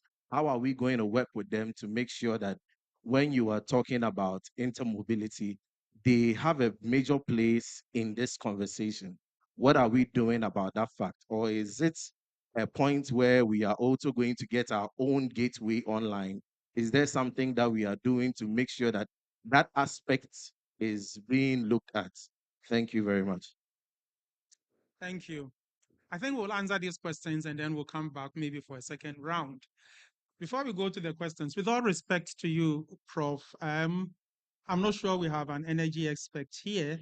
I can assure you that at APN, energy transitions, global warming are topics that we take very seriously and are topics on which we are having a number of intentions going forward. Today, however, we are focusing on interoperability. And so when we come to that energy conference, I think somebody will take your contact and then we'll see how we'll link up with you. We would focus on the questions that have to do with interoperability. And I think the two questions go to Ehi. Thank you very much, Prof, for understanding. Thank you. So your question about arbitrage is something which has been top of mind for us, and especially with our work with central banks, it's a major issue. Now, for any currency pairs you're dealing with, US dollar to CDs, Naira to CDs, etc., there is always the risk of arbitrage. I think the way you do that, that arbitrage is driven by two things. It's driven by pricing and by liquidity. So, for example, somebody may tell you that, look, I've got $1, I want $10 at this exchange rate. And someone else has a concern where they want $100 at this exchange rate. It's not enough to set that this is the exchange rate I want. The question is, can you actually fulfill it? So Arbitrage is very, very closely tied to liquidity. The way we've tried to do that is two things. One, leverage an open market policy with regards to pricing, and you do what's called a linear regression on a basket of currencies to determine sort of what the best fit is. So that's something that goes on. The second thing which you then try to do is make sure that the liquidity pool to consummate a transaction actually exists, because then you make a market subject to gaming. So someone can say, look, this is the price I want, but cannot actually fulfill the transaction on the close. So short answer is arbitrage is a huge concern. There are technical mechanisms for dealing with that quite elegantly, as with all markets. And this is built into our functionality today. The other payment gateways, Payment gateways. So payment gateways constitute an important part of the ecosystem. But payment gateways underneath them require settlement. So for example, if you take your, and lots of these payment gateways are my clients today, because if, for example, a Paystack or Flutterwave or one of the other ones collects money in one country, net settlement, they have to move this money from one country to another. And underlying that, you still come back to the same two problems. What exchange rates and does the liquidity exist? So today, if, for example, even if you're the MTN group, you have money in Ghana, you need to get it to South Africa, how do you get it? And if you try to do that today, you'll create significant amounts of market disruption because you would attempt to go through the US dollar. And what we are trying to solve is to make sure that that's not necessary. So the payment gateways play an important part in the ecosystem. They're useful for the end delivery of merchant services and collecting money. But at the end of the day, you're still going to need to find a way to move money across borders, even after they've collected it. And that's where solutions which solve the currency, the exchange, and the liquidity are really important in making sure that the markets work. So what we are talking about now is how do we make these markets, this market we call AFTAC, this market we're working with actually work. Thank you. I think Foster, I'll come to you with the first question. And I think it's about how do we scale up support for the youth involvement in this entire process. Thank you very much. I think the central bank has done a great job launching the innovation sandbox. Same with the insurance regulatory authority. And these are immediate steps that allow for you to play in a mimicked environment similar to what you would ideally be subjected to. I remember prior to coming into the session, we were having a conversation about a tech company. I was like jokingly telling him, if you're looking for money, why not list on the Authentic Stock Exchange in Ghana? This instrument exists for you to be able to play if your end goal is to go public. So most of the time, we always underestimate that we are too early to participate in certain environments. So as young people, be very ambitious. Don't build a startup with the mindset of a startup, even though it's a startup. The confidence you give to the potential players you want to work with and unlock proper strategic partnership with larger corporates is to give them the comfort and confidence that you understand what you're doing. And the word startup to most of these corporates only flags risk. Okay, they are just starting, they don't really know what they are doing, blah, blah. But you could be someone who has worked for the last 20, 30 years in industry and have decided to start your own venture. By your experience, I don't consider you a startup if I was assessing your company because you have a wealth of knowledge you are bringing to the table. Startup, in your sense, may only favor you in the regard of agility. You are flexible to customize to suit my needs or serve my interests immediately because you desperately need opportunities. So there's that mutual benefit over there. So let's start to think from a mindset of building a large, think from the end and present yourself from the end. You make the works of people like Yofi easy. Last year, I participated in some of their investment roadshows in the US and in the UK, right? And for most of these investors, when you come before them and you're presenting yourself as a novice or a start, like making yourself look small by using the word startup does not give you favor in the room. it also connotes that you don't have the ability to absorb the capital they are giving you. So start from day one and say, hey, we are an emerging, fast-growing company, XYZ, doing ABCD, and this is the potential we are tapping into and how we can help you. So my recommendation to you is adjust your behaviors and attitudes, come forward fully prepared and ready to tap into the opportunities just like the other players. Because if you were doing a competitor mapping and another player who is very big and has been in the market longer than you, well invested in infrastructure and resources and human capital, you list them as your competitor. So why go before partners pitching yourself as somebody who is just starting? Anyways, that would be my controversial response. Thank you. Thank you very much, Foster. Is there any urgent question? If you have an urgent question, show by hand. Okay, we'll take the last two questions. The lady behind and then the gentleman here.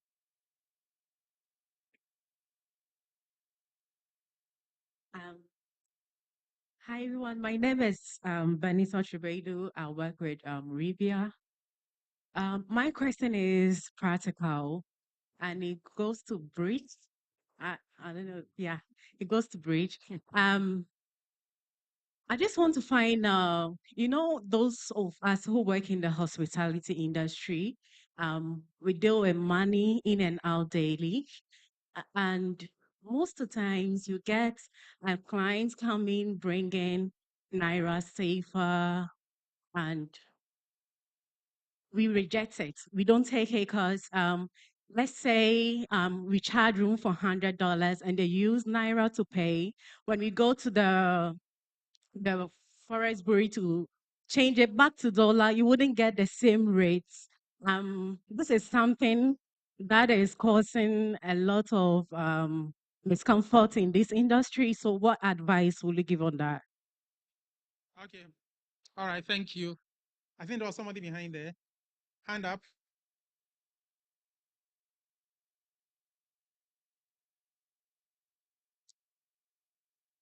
Gratefully, we can make it snappy for us. Hi. Okay, so Dr. Stephen Moore from the University of Cape Coast and also from Ghana NLP. So arbitrage, quick advice, don't do linear regression. Interoperability, I think that one thing that we should think about is taxes, right? Taxes, taxes, taxes. There is a tax on transferring even within Ghana. And I think this is really something that can kill the desire and the zeal for these ideas of interoperability, where there is taxes, taxes, taxes on ending. And I mean, if I have to transfer money and pay for just transferring my money, it kills that desire for making such transactions. So I think this is what we must think about actually. Also, the idea that it doesn't become a tool for just raising money from people like us who just want to keep our monies with the banks or do common transactions online. And this is something that really must be discussed. Really, I think this is the big thing that must be discussed as well. Taxes, taxes, taxes. All right, thank you. Thank you very much. My name is Godsui Teko, a data analyst and then content writer. Okay, so I want to commend APN for this great initiative.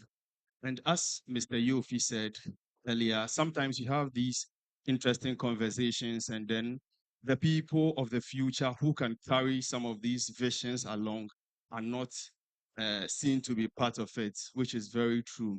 So my question is, how do we get the youth or the tertiary institutions involved in some of these conversations if we don't want to start from generation alpha? Because it might sound quite ridiculous bringing kids here to come and sit down to listen to some of these conversations. But how do we begin from these institutions? What are some of the resources available to get them opened up to some of these things, enlighten them so that by the time they are job ready or they are ready for real life, they would have acquired the requisite knowledge. Thank you very much. Thank you. Last question. Yeah, please, my name is Kojo Aquamensa. I'm from Rank Digital Marketing Consultants Limited. My question is for Mr. Foster. Yes.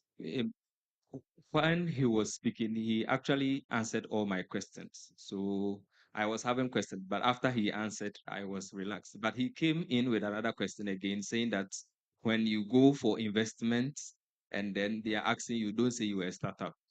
In Ghana, we all know I'm a startup. The Rank Digital is actually a startup. And Uh, and then immediately you show yourself as a limited liability agency, the regulatory organizations come chasing you. Yesterday, I had a call from GRE and they are charging me for CIT. They haven't inspected my books. They don't know how much I'm making. I told them I'm not making sales for last night. How do I pay your CIT? And so the regulatory, and then I actually realized that after I registered the business, then I realized that there are agencies like data protection, NITA, and I didn't know because we don't have like a proper system that, so it's actually a problem. I wanted to know.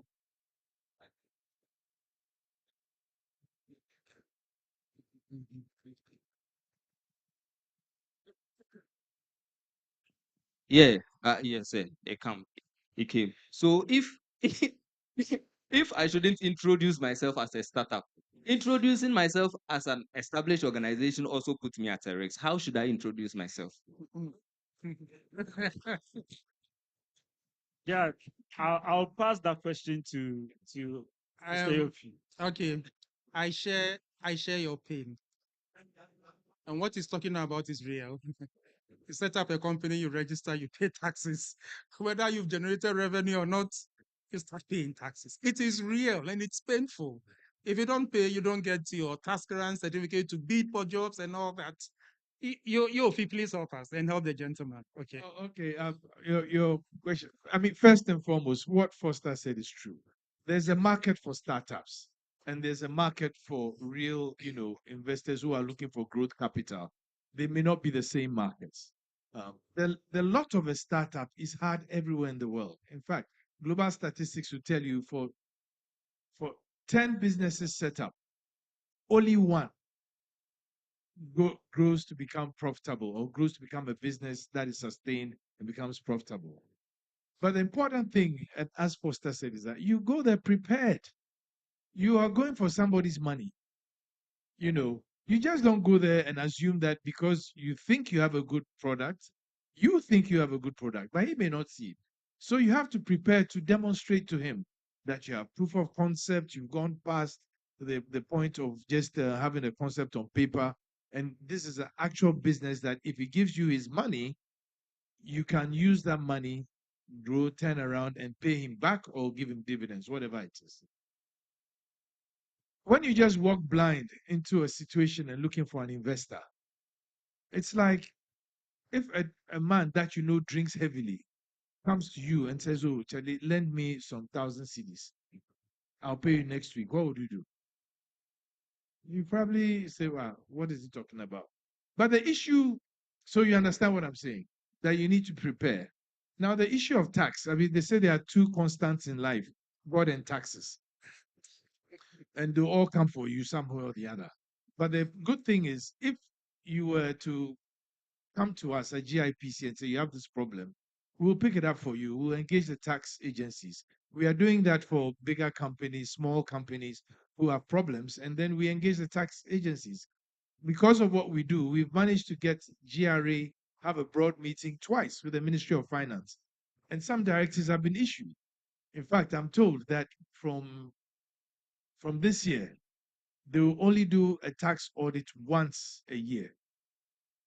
They will not consistently go to clients and, in quotes, harass them, and do. I mean, I have suffered similarly to you. I live in my own house. One day I got a letter from GRE saying that I've rented my house out, so I should come and pay, taxes on the rent income that I have where I live.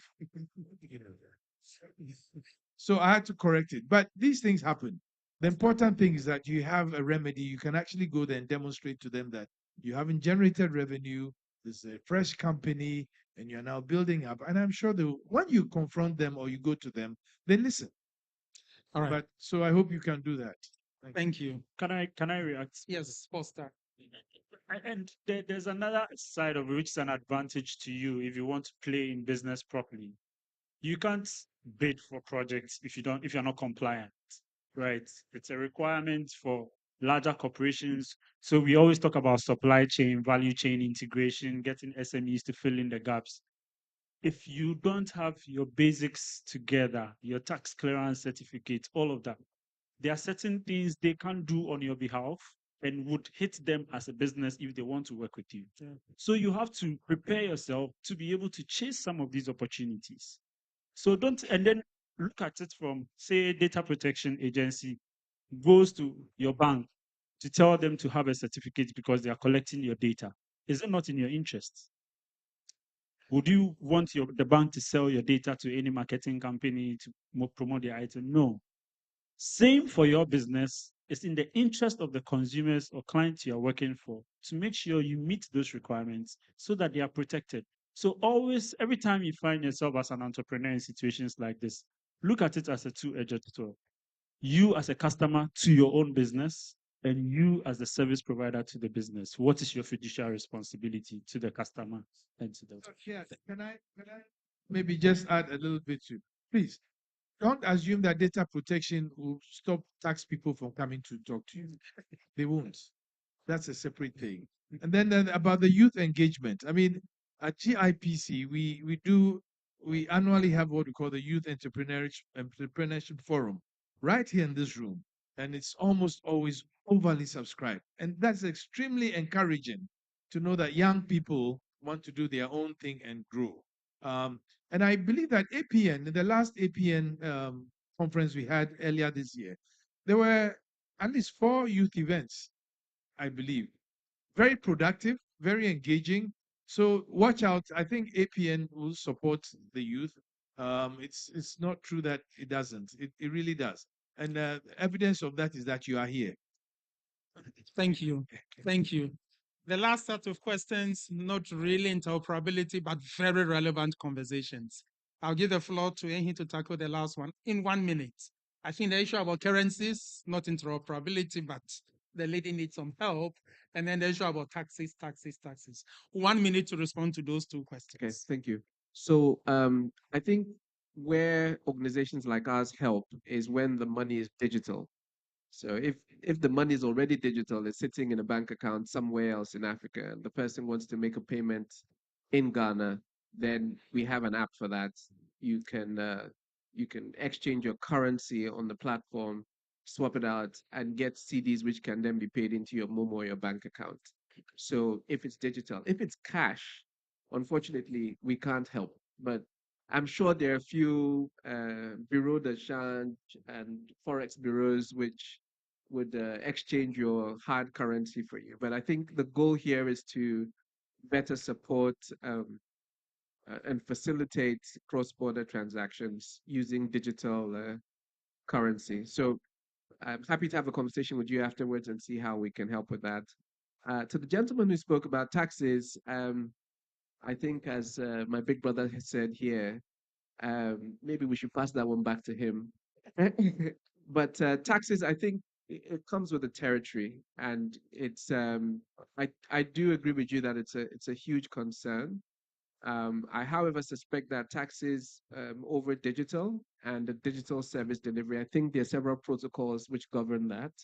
I think even under the AFTAC. So I would leave Yofi to comment on that quickly. I'm not sure there's a lot more to say.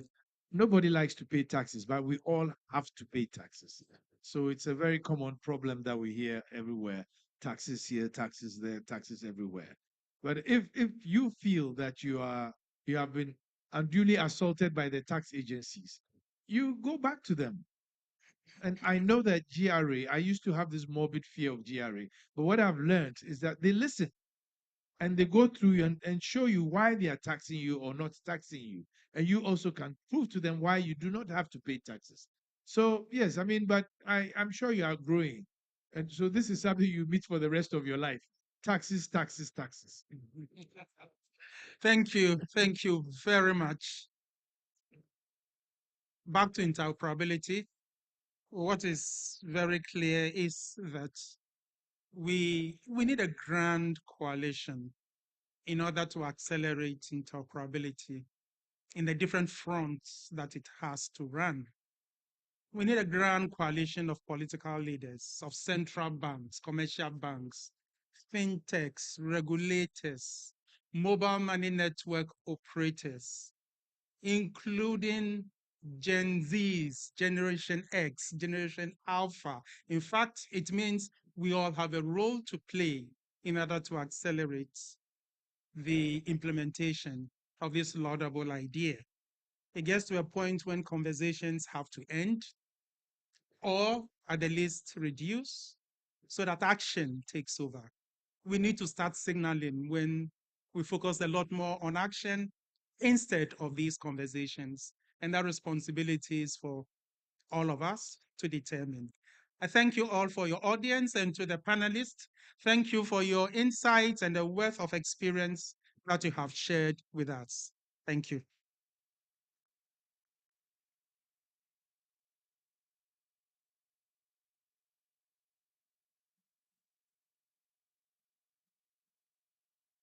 Wow, great conversations, great insights. I think they deserve another round of applause to Gayat as well.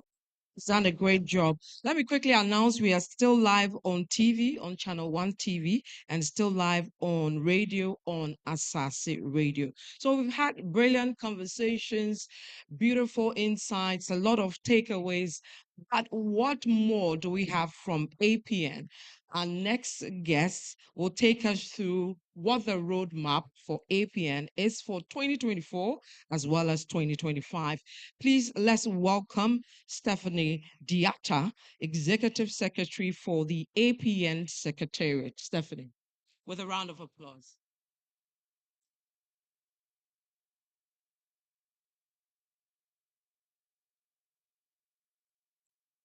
So, mesdames et messieurs, ladies and gentlemen, distinguished speaker and partner, standing on existing protocols, please allow me again welcome all of you here today.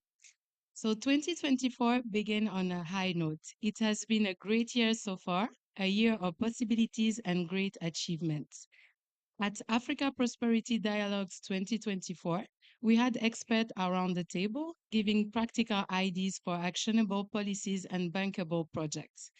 Among the many topics that were discussed, interoperability of payment for the continent emerged as an important action that is needed to facilitate trade to make Africa the continent we want. Right after APD 2024, we began advocacy work at the AU level.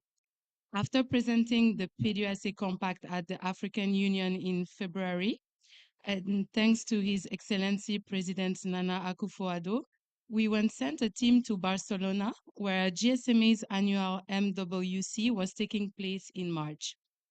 During that time, we had the opportunity to share perspectives with a number of stakeholders with the help of GSMA and Smart Africa, who have been very instrumental in driving the interoperability message.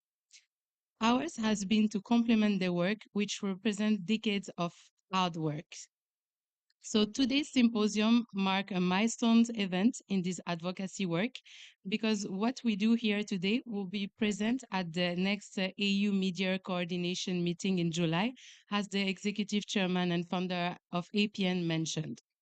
Aside from interoperability, APN will facilitate the rapprochement between African and Arab multilateral financial institutions during the breakfast leaders for the celebration of Badia 50th anniversary on the 21 July before the opening ceremony of the AU Media Coordination meeting in Accra. So in September this year, we will host the Global Africa Forum with our partner, the Africa America Institute, at the sidelight of the UN General Assembly. And from December to December, we will have press conferences across Africa. In November this year, we will have our partner cocktail. And in January, we will have the pleasure to host the flagship project of Africa Prosperity Network, And we will have the pleasure to host you for the Africa Prosperity Dialogues 2025 in Accra, Ghana. So the theme this year will be delivering Africa's prosperity through infrastructure, invest, integrate, connect. So please, ladies and gentlemen, enjoy the video showcasing the Africa Prosperity 2025. Merci beaucoup and thank you.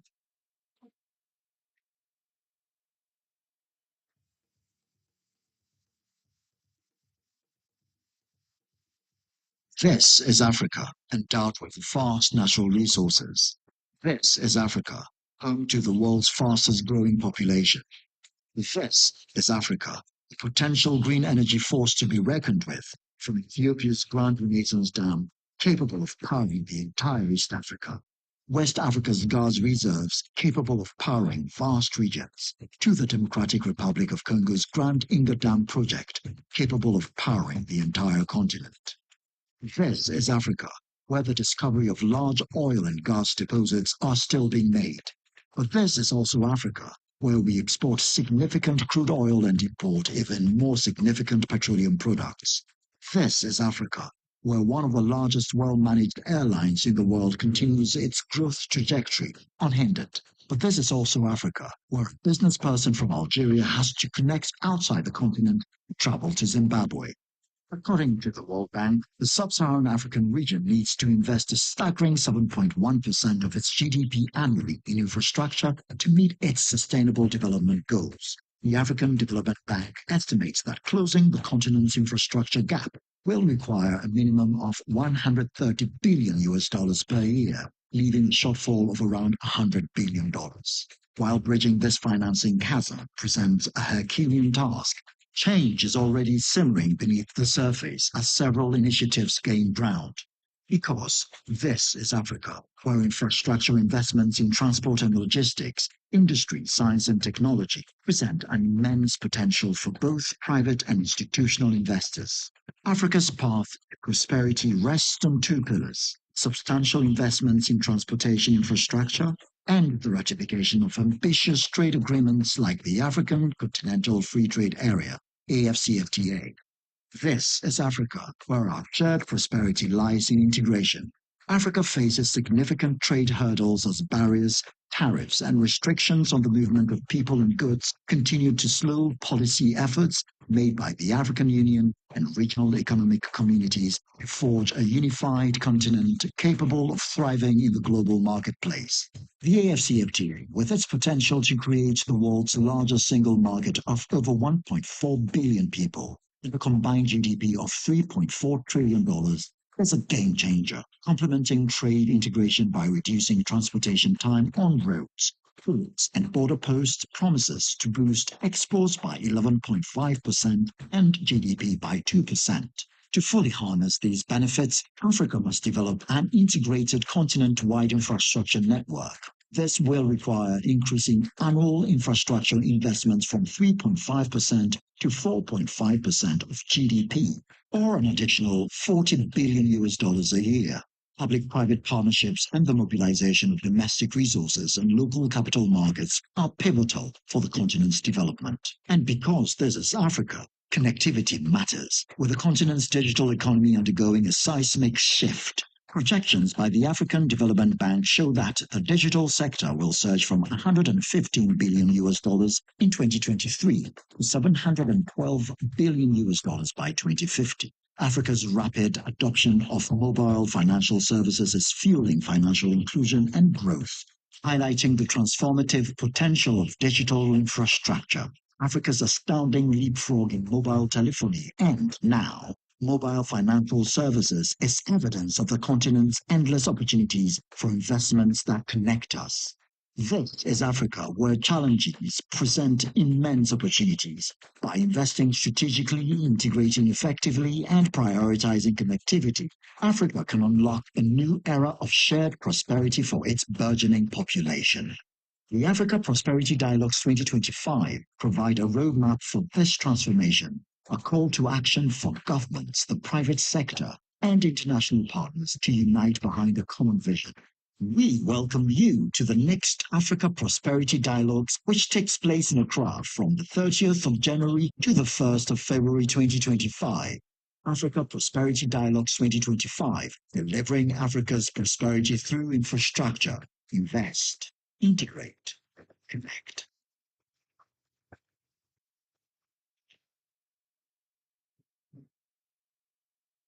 There you go, ladies and gentlemen. APD 2025 was launched this year, and we hope to see you in January. Now, the next on what we have to do before we leave here is a call to action and a presentation of a symposium action and outcomes, the way forward. And this is the product of a very, very tough and hard work that has been done throughout the year. We're in July now, so we've been doing this for the past 6 months since we began in February. This work that we've been doing culminated in the creation of a committee, an interoperability committee with very high-level people from very important institutions. And we are going to have here on the stage presented to us the outcome document, which is going to be done by Sam Amano, who is part of this committee and is leading the presentation of the outcome document. Thank you very much.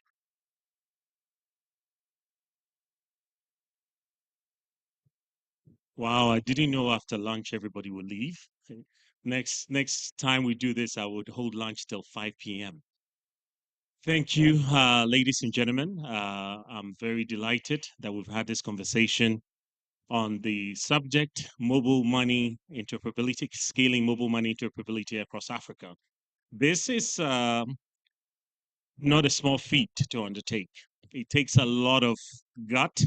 And with a round of applause, I'd like for us to stand on our feet and give a round of applause to the executive chairman of APN and all the teams that have been working day and night behind the scenes, calling sponsors, everybody.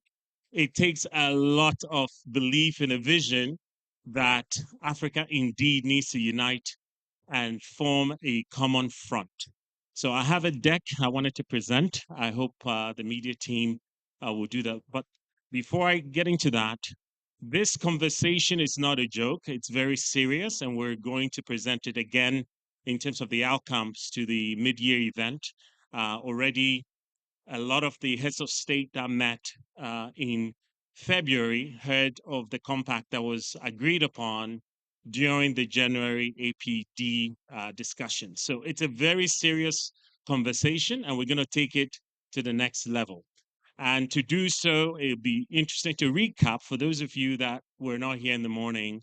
You missed all the juicy parts. The vice president obviously gave a very keynote on the importance of doing this and doing it practically. The Minister of Communication also gave a very, very sound commentary on how we should do it in terms of the piecemeal approach.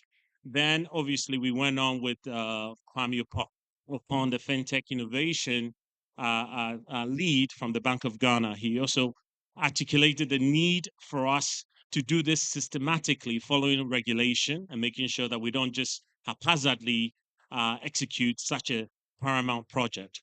I want to take you to a few slides, which will give you some facts. So as you leave here and they ask you, how was AP, the Mobile Money Interoperability Symposium, you have something to talk about. So a quick recap. We're going to just go through, next slide, please. So one of the key things that was emphasized, I think without a doubt, interoperability has been dissected in multiple levels, right? And the governor of the central bank, Maxwell, Dr. Maxwell, talked about the fact that there were so many different mobile interoperability segments. And the key one in terms of priority is mobile money. So we're going to tackle mobile money between now and the next 12 months. It's going to be the subject of focus. And in the background, we'll be working at, along the way, other areas of the payments value chain and how we can make sure the harmonization happens consistently. Next slide.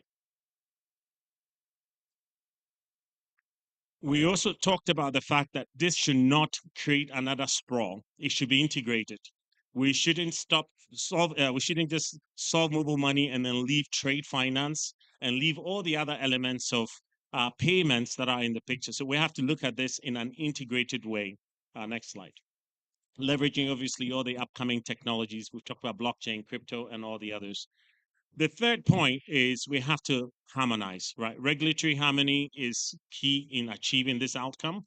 Without regulation, none of the things that we've discussed here would happen. I think Bridge talked a lot about FX, currency, regulatory harmony is really the foundation of all of this. So the next slide, and collaboration is key on this.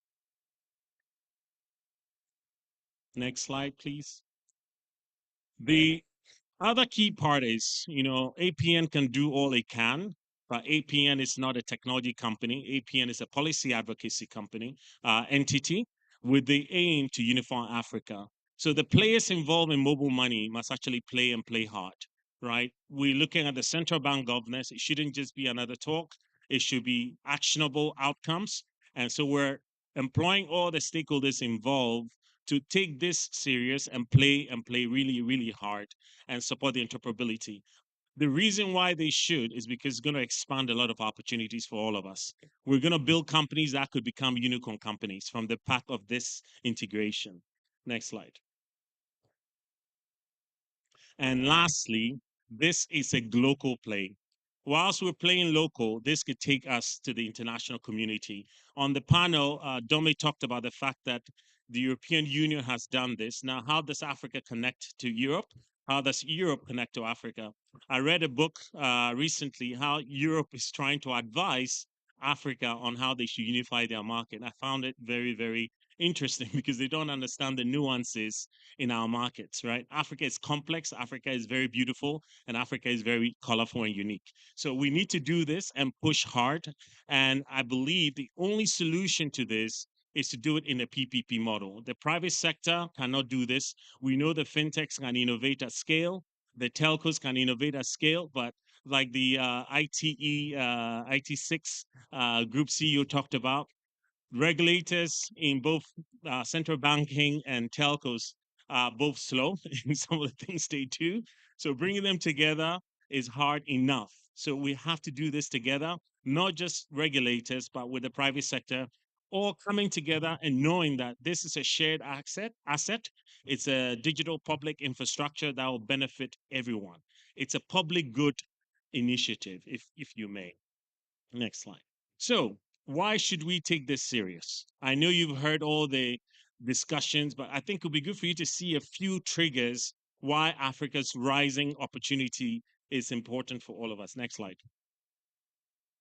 So, 10 billion has already poured into fintechs. 10 billion. If I ask any telco infrastructure provider how much they put in building their towers and their networks and buying cables and all of that, you realize it's a lot of money. So investments are pouring into Africa. Europe is investing in fintechs. America is investing in fintechs. But Africa is the next frontier. Everybody wants to come into Africa.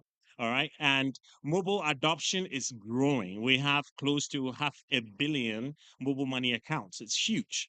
Right. So if you have a startup that can reach 500 million individuals, you're already a unicorn if they only spend $1 a day on your service.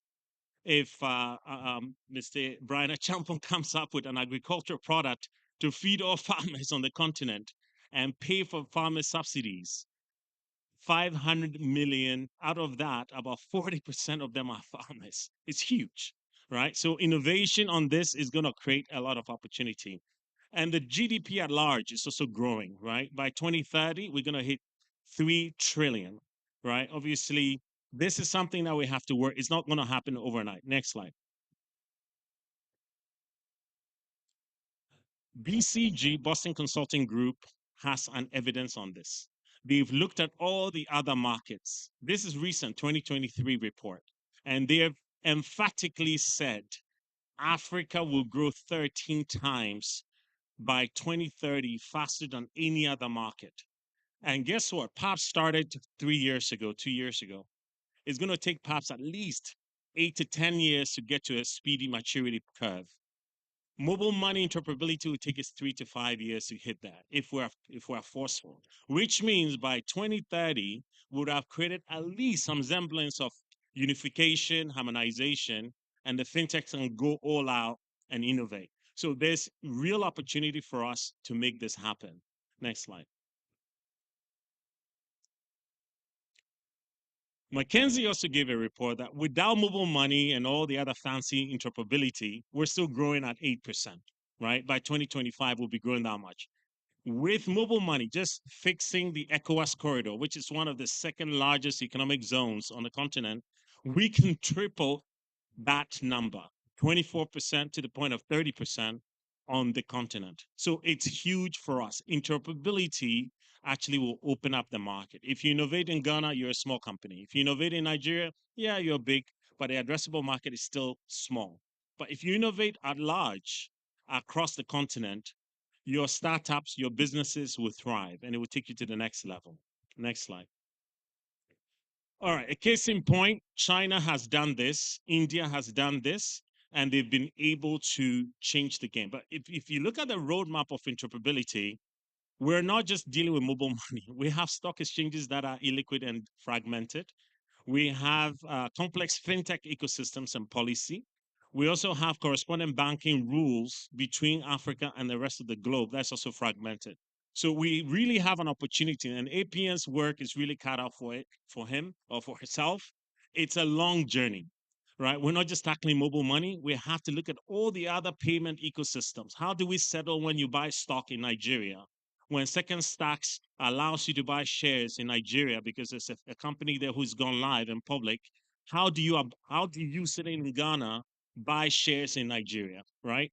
If you can achieve that, and you can do that across all the other countries on the continent, then Africa's integration would have been met, right? So this is a huge opportunity also for APN to really look at its roadmap of events, conversations, and policy advocacy, that it's not just mobile money, it has to go beyond that at the roadmap level.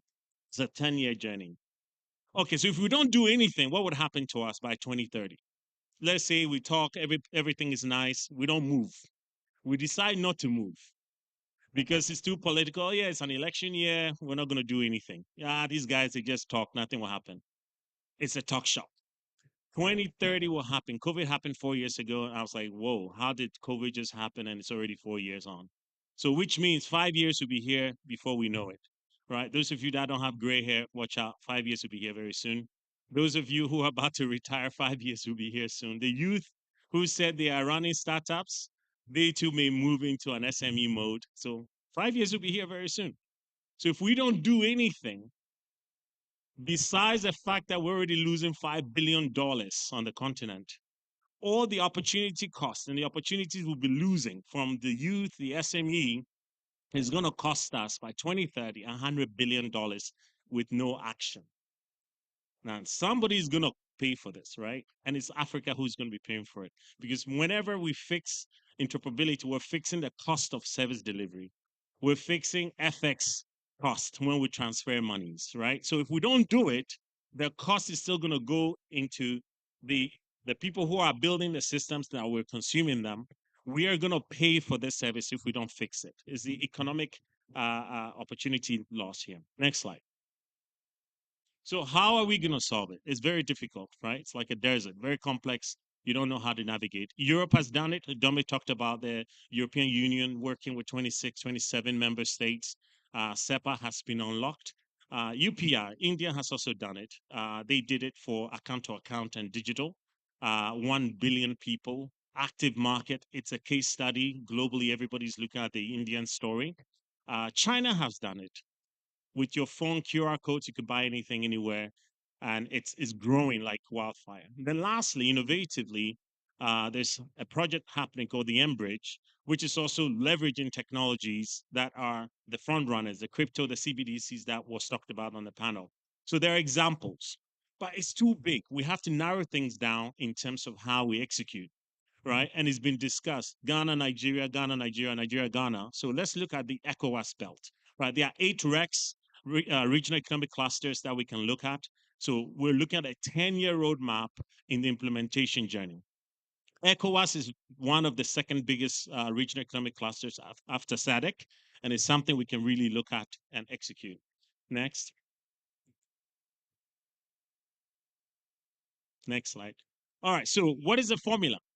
It's been talked about. The formula is having data harmonization, which I call the code, and then having policy in terms of how we operate the scheme, the rules, and everything. We also talked about the currency component, which is standing on its own leg because it's very complex. And then we look at the last pillar, which is the capital, the capacity bit, which looks at capital, talent, and infrastructure.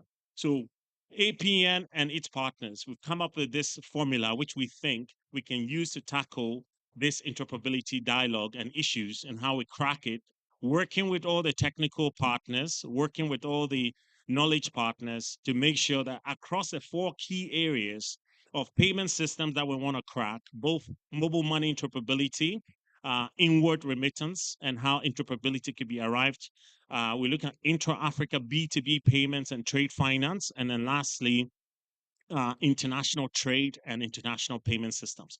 These are huge areas that control close to $1 trillion of Africa's business.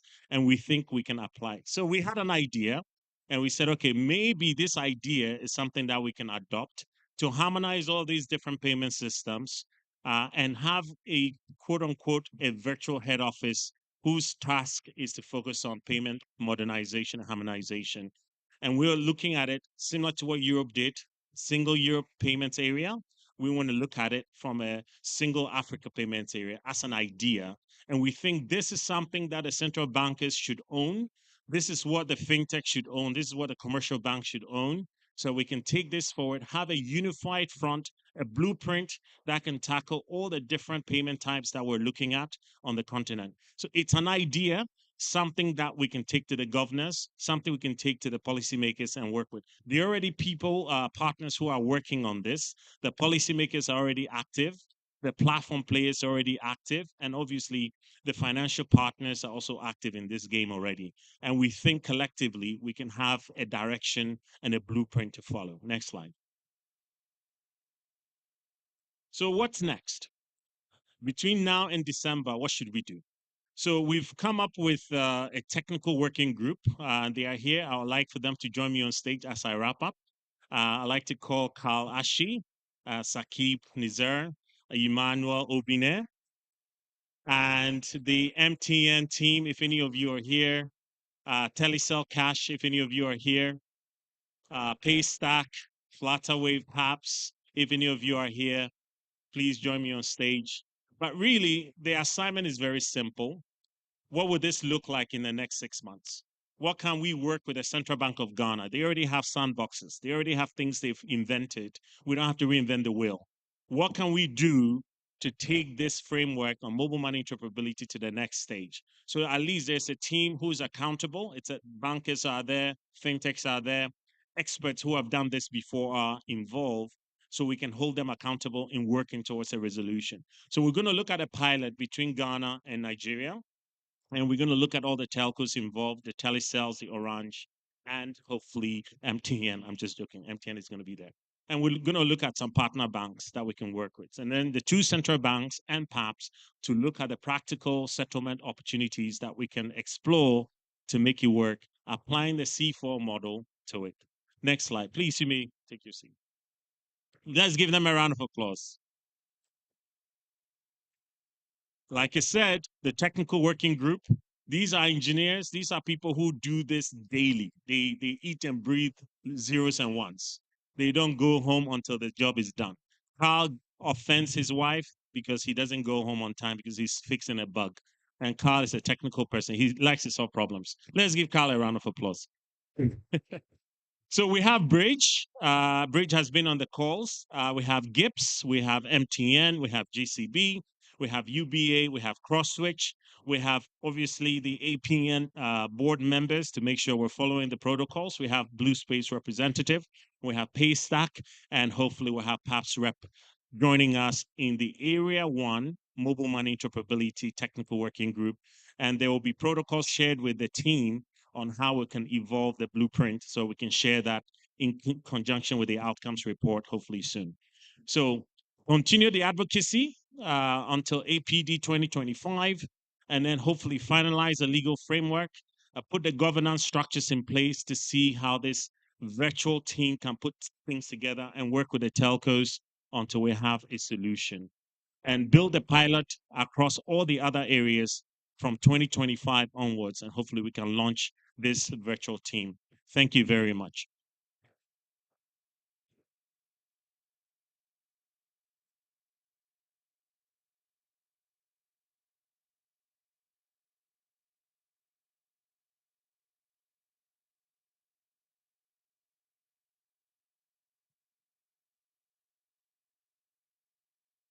Thank you very much, Samamano. From Blue Space, he's a CEO.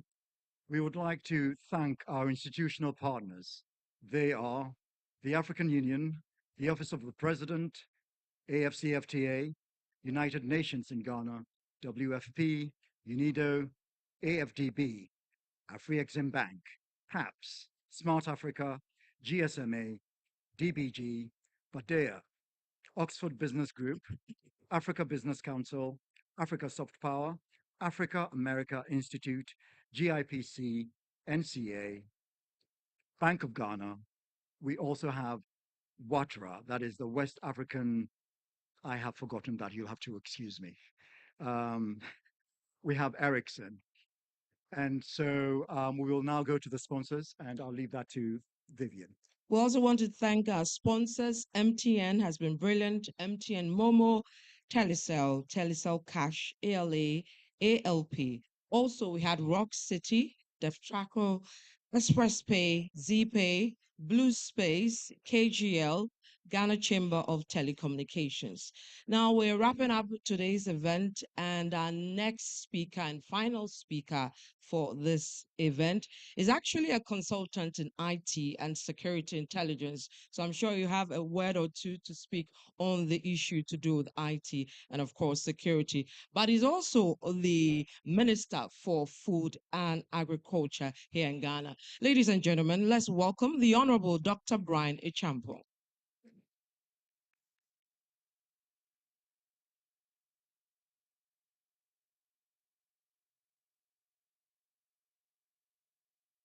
Thank you for the introduction. It's good to be back here at Labadi Beach Hotel.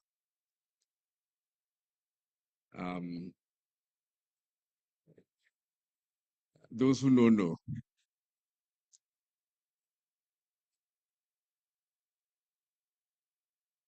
Your Excellency, the Vice President,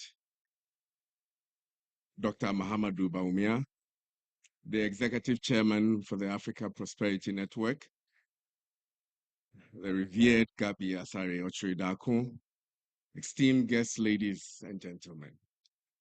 I stand before you today not only as a minister, but also someone with some deep understanding and the transformative power of mobile money. In fact, this very topic formed the foundation of my doctoral thesis titled The Mutual Understanding in Interoperable Financial Management Systems Development in the Public Sector in Ghana, a sense-making theory perspective. Then, I believe the pursuit of mutual understanding, as my research suggests, is paramount to achieving the interoperability that will unlock Africa's economic potential. I still believe in that. The presentations and discussions today have been a testament to this very idea. From His Excellency the Vice President's keynote address, regulatory actors, to the insightful presentations by industry leaders, one thing is abundantly clear. We are united in our vision for a digitally integrated Africa. What is left is a mutual understanding to that shared prosperity. However, achieving this vision requires more than just shared goals. We must foster a deep understanding across sectors, such as the public and private sectors, financial institutions, businesses, and the citizenry.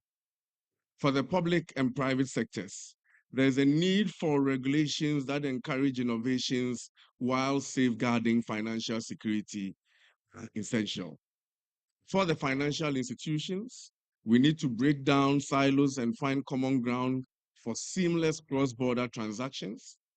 For the citizens and businesses, and the young ones starting to complain about paying taxes, we need to empower ordinary Africans to embrace and utilize these systems because they are key to their success.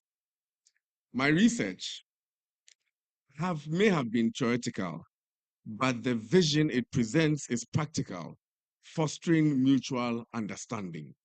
We can reduce transaction cost. Streamlined mobile money transactions will lead to lower costs for businesses and consumers, boosting intra-African trade. Financial institutions, millions remain unbanked. Interoperability will bring them into the formal financial systems, unlocking economic opportunities. Gives us a competitive advantage continent-wide. Interoperable mobile money systems will make Africa a more attractive destination for investment and trade. The road ahead is collaboration. The path towards an interoperable Africa requires continuous collaboration. This symposium is a vital step. Let us use this momentum to establish concrete actions. Our regulators' expertise, the innovation of our financial institutions, and the entrepreneurial spirit of our businesses are all tools we need to bridge the gaps that remain.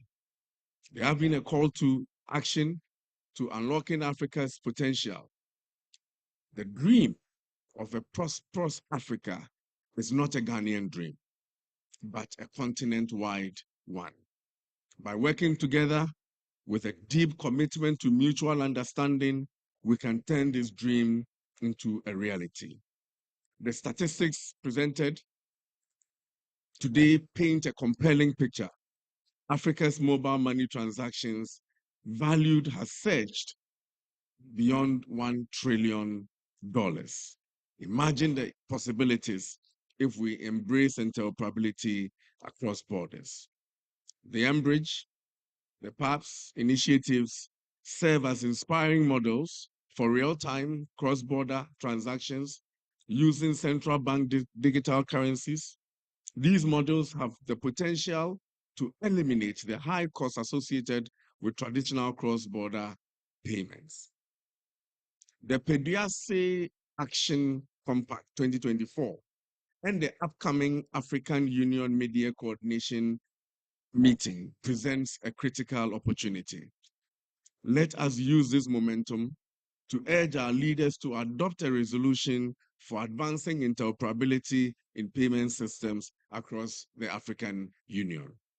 We, together with the African Prosperity Network, are encouraged by Ghana's leadership in this domain. As the first country to achieve domestic interoperability, Ghana sets a commendable precedent. We call on all policymakers, industry leaders, and stakeholders, especially MSMEs, to join forces in advocating for a continent-wide interoperable digital framework. By working together with a shared vision and a commitment to mutual understanding, we can build an interconnected African economy, ensuring that the continent's full economic potential is realized and its place on the global stage is firmly established. Together, let's unlock the true potential of mobile money and build a more inclusive and prosperous Africa for all. It is possible. Thank you very much.